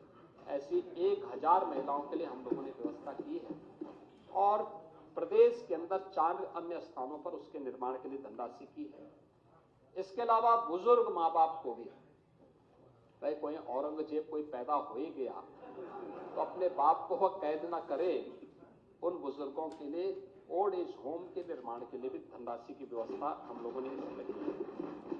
महोदय, अनुसूचित जाति जनजाति के सभी छात्रों को स्कॉलरशिप के साथ साथ शुल्क प्रतिपूर्ति करने का काम केंद्र और राज्य सरकार मिलकर के करती है। सामान्य वर्ग के छात्रों के लिए छात्रवृत्ति के लिए भी 900 करोड़ रुपए की व्यवस्था की गई है और पिछड़ा वर्ग के छात्रों के लिए भी 2825 करोड़ रुपए की व्यवस्था इस बजट में की है। ये छात्रवृत्ति व्यवस्था उन सभी छात्रों के लिए की गई है। मातृशक्ति के लिए भी राज्य सरकार ने अनेक कदम उठाए हैं और मुझे बताते हुए प्रसन्नता है, 8 मार्च को विश्व महिला दिवस है। मातृशक्ति के प्रति सम्मान का भाव रखने के लिए, उनकी सुरक्षा, उनका सम्मान और उनके स्वावलंबन के लिए सरकार कदम उठा रही है। राज्य ग्रामीण आजीविका मिशन के अंतर्गत 96 लाख से अधिक महिलाएं ऐसी हैं जो आर्थिक स्वावलंबन के पथ पर अग्रसर हुई है। वीसी सखी के अंतर्गत 39,556 महिलाओं ने 31,103 करोड़ रुपए से अधिक का वित्तीय लेन देन किया है और 84 करोड़ 38 लाख रुपए का शुद्ध लाभांश भी कमाया है। लखपति दीदी योजना के अंतर्गत 31 लाख से अधिक दीदियों को चिन्हीकरण किया गया है। 2 लाख से अधिक महिलाएं लखपति की श्रेणी में आ चुकी हैं। इसके पहले सरकार ने वीरांगना उदा देवी के नाम पर, वीरांगना झलकारी बाई के नाम पर, वीरांगना अवंती बाई के नाम पर पीएससी की 3 नई बटालियन भी गठित की। जो पीएससी बटालियन आप लोग समाप्त कर रहे थे, सरकार ने उन्हें फिर से किया है और इस बार मेधावी बालिकाओं के लिए रानी लक्ष्मीबाई स्कूटी योजना को लेकर के सरकार 400 करोड़ रुपए हमने दिए। मुख्यमंत्री सामूहिक विवाह योजना का मजाक उड़ाते थे। हमने स्कीम जब लागू की थी 35,000 से प्रारंभ की, फिर 51,000 किया और इस बजट में हमने 1 लाख रुपए की घोषणा कर दी थी। सामूहिक विवाह योजना में जिस बेटी की शादी होगी सरकार 1 लाख रुपए तक उसको सहायता देगी। इसके साथ ही सरकार ने यह भी व्यवस्था की, विधवा पुनर्विवाह के प्रोत्साहन के 11,000 की राशि थी और विधवाओं की पुत्रियों के विवाह के लिए 10,000 रुपए की सहायता थी। अब दूसरों को उपदेश देते हैं, क्या तमाशा बना के रखा। सरकार ने कहा नहीं, इनको भी 1-1 लाख रुपया मिलना चाहिए और वो भी व्यवस्था हमने कर दी। आंगनबाड़ी कार्यकर्ती और सहायिकाओं को अतिरिक्त मानदेय के लिए भी 971 करोड़ रुपए की व्यवस्था बजट में की गई है और लोक माता अहिल्याबाई होलकर की 300वीं जयंती वर्ष में उनके प्रति नमन करते हुए 7 जनपदों में वाराणसी, मेरठ, प्रयागराज, गोरखपुर, कानपुर, झांसी, आगरा में कामकाजी महिलाओं के लिए छात्रावास की सुविधा अहिल्याबाई होलकर के नाम पे सरकार बनाएगी। यह भी बजट में व्यवस्था सरकार ने की है। महोदय, कानून व्यवस्था के बारे में काफी चर्चा हो चुकी है। मुझे लगता है कि मेरे मित्रगण इस बारे में बहुत आगे चर्चा को नहीं बढ़ाएंगे क्योंकि इनको मालूम है महाकुंभ उसका सबसे बड़ा उदाहरण है कि महाकुंभ में सरकार ने जो कुछ भी किया 45 दिनों में पूरा देश और दुनिया आया, कोई घटना नहीं, कितना शांतिपूर्ण तरीके से यूपी की एक नई छवि लेकर के पूरा देश गया है दुनिया के। इससे बड़ा उदाहरण प्रत्यक्षम किम प्रमाणम, इससे बड़ा प्रमाण दूसरा नहीं हो सकता और वह प्रमाण प्रस्तुत किया है।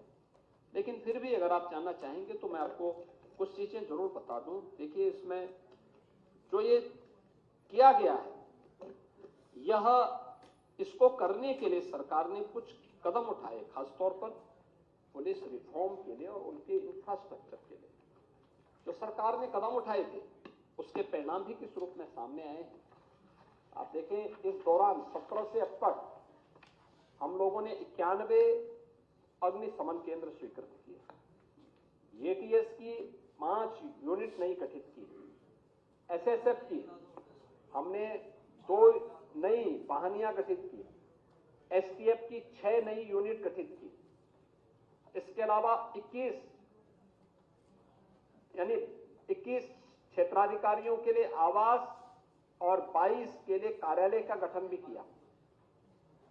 प्रदेश में चौकी 33 और नए थाने 77 बनाए गए, प्रशासनिक भवन 97 बनाए गए।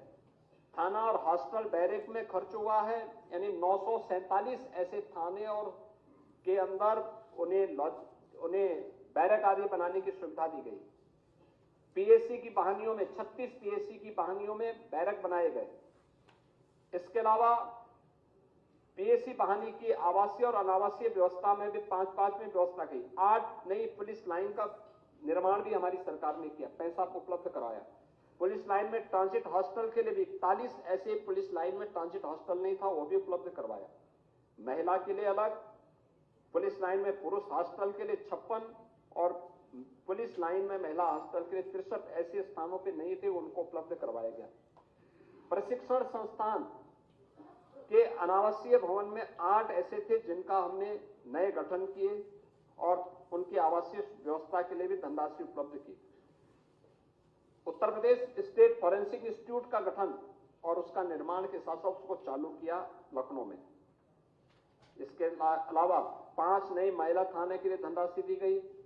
महिला पुलिस चौकी का निर्माण 15 के लिए पैसा दिया गया। राज्य अग्निशमन प्रशिक्षण महाविद्यालय 1 नया बनाया गया।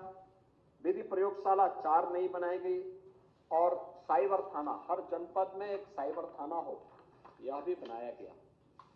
1,56,206 ये नए पुलिस कार्मिक भर्ती हुए हैं, जिनमें 22,782 केवल महिला कार्मिक हैं।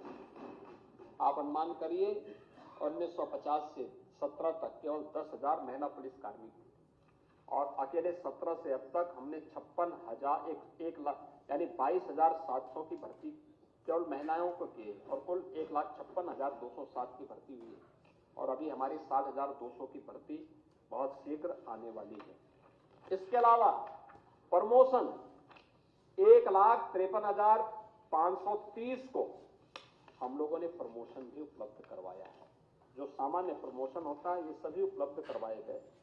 तो ये सभी कार्य जब होते हैं तब परिणाम कहीं से आ पाते हैं और सरकार ने उस परिणाम को लाने के लिए जो कदम बढ़ाए हैं वो कदम आज हम सबके सामने हैं। इसके अलावा प्रदेश में महोदय जो विभिन्न विभागों के लिए बजट दिए गए हैं, जो मैं पहले ही बोल रहा था कि बजट में अवस्थापना विकास के लिए 22%, शिक्षा के लिए 13%, कृषि और उससे जो एलाइड सेक्टर उसमें 11%, चिकित्सा स्वास्थ्य के लिए 6%, सामाजिक सुरक्षा के कार्यक्रम में 4%, ये सभी व्यवस्था की गई है, जिसमें 1,79,131 करोड़ 4 लाख रुपए हमने शिक्षा क्षेत्र के इसको अवस्थापना विकास के इंफ्रास्ट्रक्चर डेवलपमेंट के लिए दिए हैं। इसके साथ ही 1,06,360 करोड़ रुपए यह शिक्षा के लिए उपलब्ध कराए हैं, जिसमें सभी प्रकार की बेसिक, माध्यमिक, उच्च और टेक्निकल और वोकेशनल एजुकेशन आती है। ऊर्जा क्षेत्र को 61,070 करोड़ रुपए, सिंचाई के लिए 21,340 करोड़ रुपए, भारी और मध्यम उद्योग के लिए 24,000 करोड़ रुपए, नगर विकास के लिए सरकार ने 24,308 करोड़ रुपए, आवास और शहरी नियोजन के लिए 7,400 करोड़ रुपए, नागरिक उड्डयन के लिए 3,152 करोड़, चिकित्सा क्षेत्र में चिकित्सा, शिक्षा, स्वास्थ्य, परिवार कल्याण, आयुष, सार्वजनिक स्वास्थ्य के लिए 50,550 करोड़ रुपए, कृषि और उससे जुड़े हुए जो विभिन्न सेक्टर्स हैं उसमें हम लोगों ने 89,353 करोड़ रुपए इसमें प्रस्तुत किए हैं। और इसके अलावा प्रदेश के अंदर विधान भवन का भी यहां पर इसको हम आईटी सिस्टम से लैस कर सकें, इसके लिए भी सरकार ने पूरी धनराशि बजट में उपलब्ध करवाने का काम किया है। रुपया बजट में नहीं है। हमारा निवेदन है कि जरा वित्तविहीन शिक्षकों की तरफ सबका विकास सबका साथ की बात जो है वित्तविहीन शिक्षकों। आप अगर नारा ही सही लगाते होते तो काम भी हो सकता है। आपको नारा ही सही लगाना नहीं आ रहा, आप नारा ही उल्टा लगाते रहे हैं। अब मैं बैठिए उनको जोड़ दीजिए महोदय, ये सरकार पूरी प्रतिबद्धता के साथ गांव, गरीब, किसान, नौजवान इन सब के विकास के लिए कार्य कर रही है। प्रधानमंत्री जी का जो विजन है, जो उन्होंने देश के बजट को प्रस्तुत करने के उपरांत देशवासियों को संबोधित करते हुए कहा कि गरीब का उत्थान हो, महिला स्वावलंबन के पथ पर अग्रसर हो सके, अन्नदाता किसान खुशहाल हो और युवा के हाथ को काम हो। उसी प्रेरणा से प्रेरित होकर के उत्तर प्रदेश सरकार का यह बजट सदन में प्रस्तुत हुआ है और जिसमें वंचित को वरीयता इस थीम के साथ हम लोगों ने प्रस्तुत किया है। और मुझे बड़ा विश्वास है कि वंचित को वरीयता के साथ यह बजट उत्तर प्रदेश की अर्थव्यवस्था को एक नई ऊंचाई तक पहुंचाएगा और $1 ट्रिलियन की इकोनॉमी को प्राप्त करने के लिए जो रोड मैप तैयार किया गया है उसको हम आगे बढ़ाने का काम करेंगे। मैं इन्हीं शब्दों के साथ उन सभी माननीय सदस्यों को जिन्होंने इस पूरी चर्चा में भाग लेकर के अपने बहुमूल्य सुझाव दिए हैं, उनके बहुमूल्य सुझाव हमारे पास आए हैं, हम उसको देखेंगे भी और उसमें जो भी प्रदेश के हित से जुड़े हुए, जनहित से जुड़े हुए महत्वपूर्ण मुद्दे होंगे उनको भी हम विभिन्न विभागों में शामिल करके विकास के कार्यक्रमों को आगे बढ़ाएंगे। और मुझे लगता है कि त्रिपाठी जी एक अच्छे सदस्य हैं और अनुशासित शिक्षक भी रहे हैं। आपकी तरह अनुशासनहीन नहीं थे, लेकिन उन्होंने जो बात कही है उनको मालूम है कि सरकार ने पहले से ही जो व्यवस्था बनाई है, मैंने कई बार कहा यूपी पहला राज्य है। हाँ, 2005 में यही लोग थे, आप कभी नहीं बोलते लोग। अरे राज्य के अंदर कौन थे? ये ऑप्शनल था, आपने लागू किया, आपने यह लागू किया, ये स्वयं लागू करते हैं। और अब देखिए ये लोग यहां लागू किए। आप याद करिए इनके कारनामे तो ऐसे हैं कि इन्होंने 2005 से लेके 2017 तक 12 वर्ष तक एक भी कर्मचारी का अकाउंट नहीं खोला। नहीं खोला अकाउंट, हमने खोला था अकाउंट। आप गलत बोल रहे हैं, आप पूरी जानकारी ले लीजिए। अकाउंट हमने, जब मुझे 17 में जानकारी मिली तो मैंने तत्कालीन चीफ सेक्रेटरी की अध्यक्षता में एक कमेटी गठित करके और फिर मैंने उनसे कहा, मैंने कहा बताओ क्या क्या हो सकता है, क्योंकि उस समय न्यू पेंशन स्कीम का उस समय विरोध हो रहा था। और उस समय लोगों ने जब विरोध करना शुरू किया तो मैंने कहा इसके बारे में बताओ कि कैसे उस प्रकार का लाभ इन्हें प्राप्त हो सके जो पुरानी पेंशन से अच्छा हो। और यूपी पहला राज्य था जिसने कमेटी गठित की थी। कमेटी गठित करने के बाद जो उन्होंने बताया कि अगर कर्मचारी का और स्टेट गवर्नमेंट का शेयर 10 से बढ़ाकर के 14% कर दिया जाए तो इससे हर कर्मचारी लाभान्वित हो जाएगा। अगर किसी अच्छी स्कीम में अपने पैसे को लगाता है तो 20 वर्ष की सेवा के बाद, रिटायरमेंट के बाद उसको जो हाफ पेंशन मिलनी चाहिए, यानी मूल वेतन का आधी पेंशन जो उसको मिलनी चाहिए, इसके बराबर पेंशन उसको प्राप्त होगी। तो हमने उसी दिन, हमारी कैबिनेट ने उसको अप्रूव किया और हम लोग पहला राज्य हैं जिसने उसको लागू किया।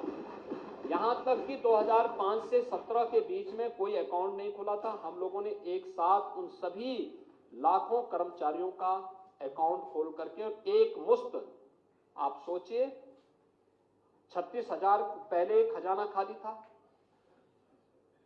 क्योंकि आपकी फिजूल खर्ची, लीकेजेज, व्यापक भ्रष्टाचार और उस सब के बावजूद 36,000 करोड़ रुपए का किसानों का कर्ज माफी के बावजूद हम लोगों ने 10,000 करोड़ रुपए राजकोष से देकर के उन सभी कर्मचारियों के खाते में पैसा भिजवाने का काम किया था।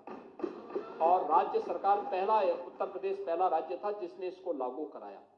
और इसलिए राज्य सरकार कर्मचारियों के वेलफेयर के लिए, उनके लिए हर प्रकार से कदम उठाने के लिए तैयार है। लेकिन आप एक बार उस परिणाम को देखो जिन राज्यों ने घोषित किया है, क्या स्थिति है वहां पर। वेतन के लाले पड़ रहे, नहीं दे पा रहे हैं। कर्ज लेकर के, बैंकों से कर्जा लेकर, कोई बैंक कर्जा नहीं दे रहा उन राज्यों को,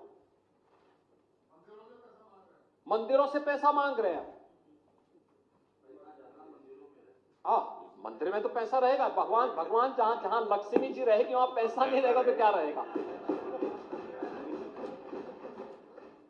देखो, दरिद्रता तो वहां रहेगी जहां नास्तिकता होगी, और इसीलिए मंदिरों में लक्ष्मी जी रहती है, विराजमान रहती है, श्री लक्ष्मी वहां विराजमान होती है, तो वहां तो पैसा रहना ही रहना है। और भारत इसीलिए भारत की परंपरा में हमेशा मातृशक्ति को प्रधानता दी गई है। सुरक्षा की संकट तो आपके समय में खड़ा हुआ था, और इसलिए हम लोग उस दिशा में पूरा वो करेंगे। कर्मचारी के हित के लिए सरकार पूरी प्रतिबद्धता के साथ कार्य कर रही है, लेकिन उन चीजों को भी देखना चाहिए कि जिससे जो चीज हो सकती हो, लिमिट के दायरे में हो सकती हो। हम सबकी प्रतिबद्धता देश के लिए होनी चाहिए। महाकुंभ का भी यही संदेश है, और उसी संदेश के साथ यह बजट भी हम लोगों ने सदन में प्रस्तुत किया था, और मुझे पसंद था। तो उसके लिए कल वित्त मंत्री, अरे आपकी समझ में नहीं आएगा, उनकी समझ में आ गया। लाल बिहारी त्रिपाठी तो आगे बढ़ गए, त्रिपाठी जी आगे बढ़ गए, वो आपकी बात करने लगे। सही कह रहे हैं सर, ये पुरानी पेंशन अब नहीं चाहिए। लाल बिहारी जी भाई, आपको नहीं चाहिए, आपकी सरकार ने लागू किया था, लाल बिहारी किया था पुरानी पेंशन। लाल बिहारी जी, आपकी सरकार ने, बिहारी जी, अरे वो तो आपकी बात कर रहे हैं ना। लाल बिहारी भाई, हाँ त्रिपाठी जी, इस सदन का सौभाग्य है कि माननीय मुख्यमंत्री जी जब पहली बार बने तो इस सदन के सदस्य थे, और 2017 के बाद जो है इस सदन के सदस्यों के लिए कुछ हुआ नहीं। माननीय सभापति जी, आपने भी वादा किया, ऐसी बात कर रहे हैं। ये आपके सामने जो एक डिजिटल फॉर्म में विधान परिषद आई है, क्या ये इस दौरान नहीं आई क्या? ये टैबलेट, ये सब क्या है? आपको तो खुश होना चाहिए, शिक्षक को तो प्रगतिशील बनना चाहिए, और आप उस प्रगति के पक्षधर हैं। आपके का कोई कृपा नहीं। और महोदय, अब इसके लिए वित्त मंत्री जी की अध्यक्षता में एक कमेटी बनाई गई है, और हमने वित्त मंत्री जी से कहा है, कल आपने विधानसभा में भी देखा होगा, विधानसभा में भी इस पे विस्तार से चर्चा हुई है। पिछली बार हमने गठित किया था, ये वित्त मंत्री जी को चाहिए था कि दलीय नेताओं को अपने साथ लेकर के और बैठक करके उसकी सिफारिश तत्काल सरकार को कर दे। तो वित्त मंत्री इसको देख रहे हैं, और वित्त मंत्री इसको निश्चित ही कदम बढ़ाएंगे, इस दिशा में आगे बढ़ेंगे। हमें भी जानकारी है कि इसमें आपकी समस्या क्या है। अब आपको इसका मेडिकल कॉलेज के बाद भी कुछ चाहिए क्या?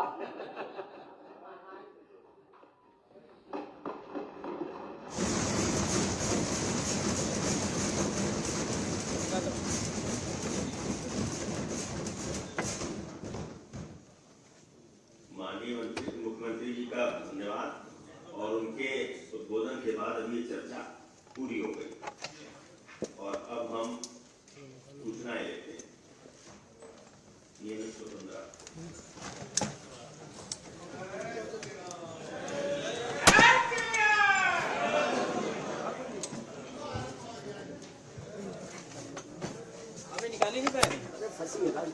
बैठिए अपने स्थान पर, अपना स्थान ग्रहण करिए सब लोग। बैठिए। देखो लपेट। पहली सूचना है श्री राम गोपाल और गोपाल अंजान। लपेट पढ़िए अपनी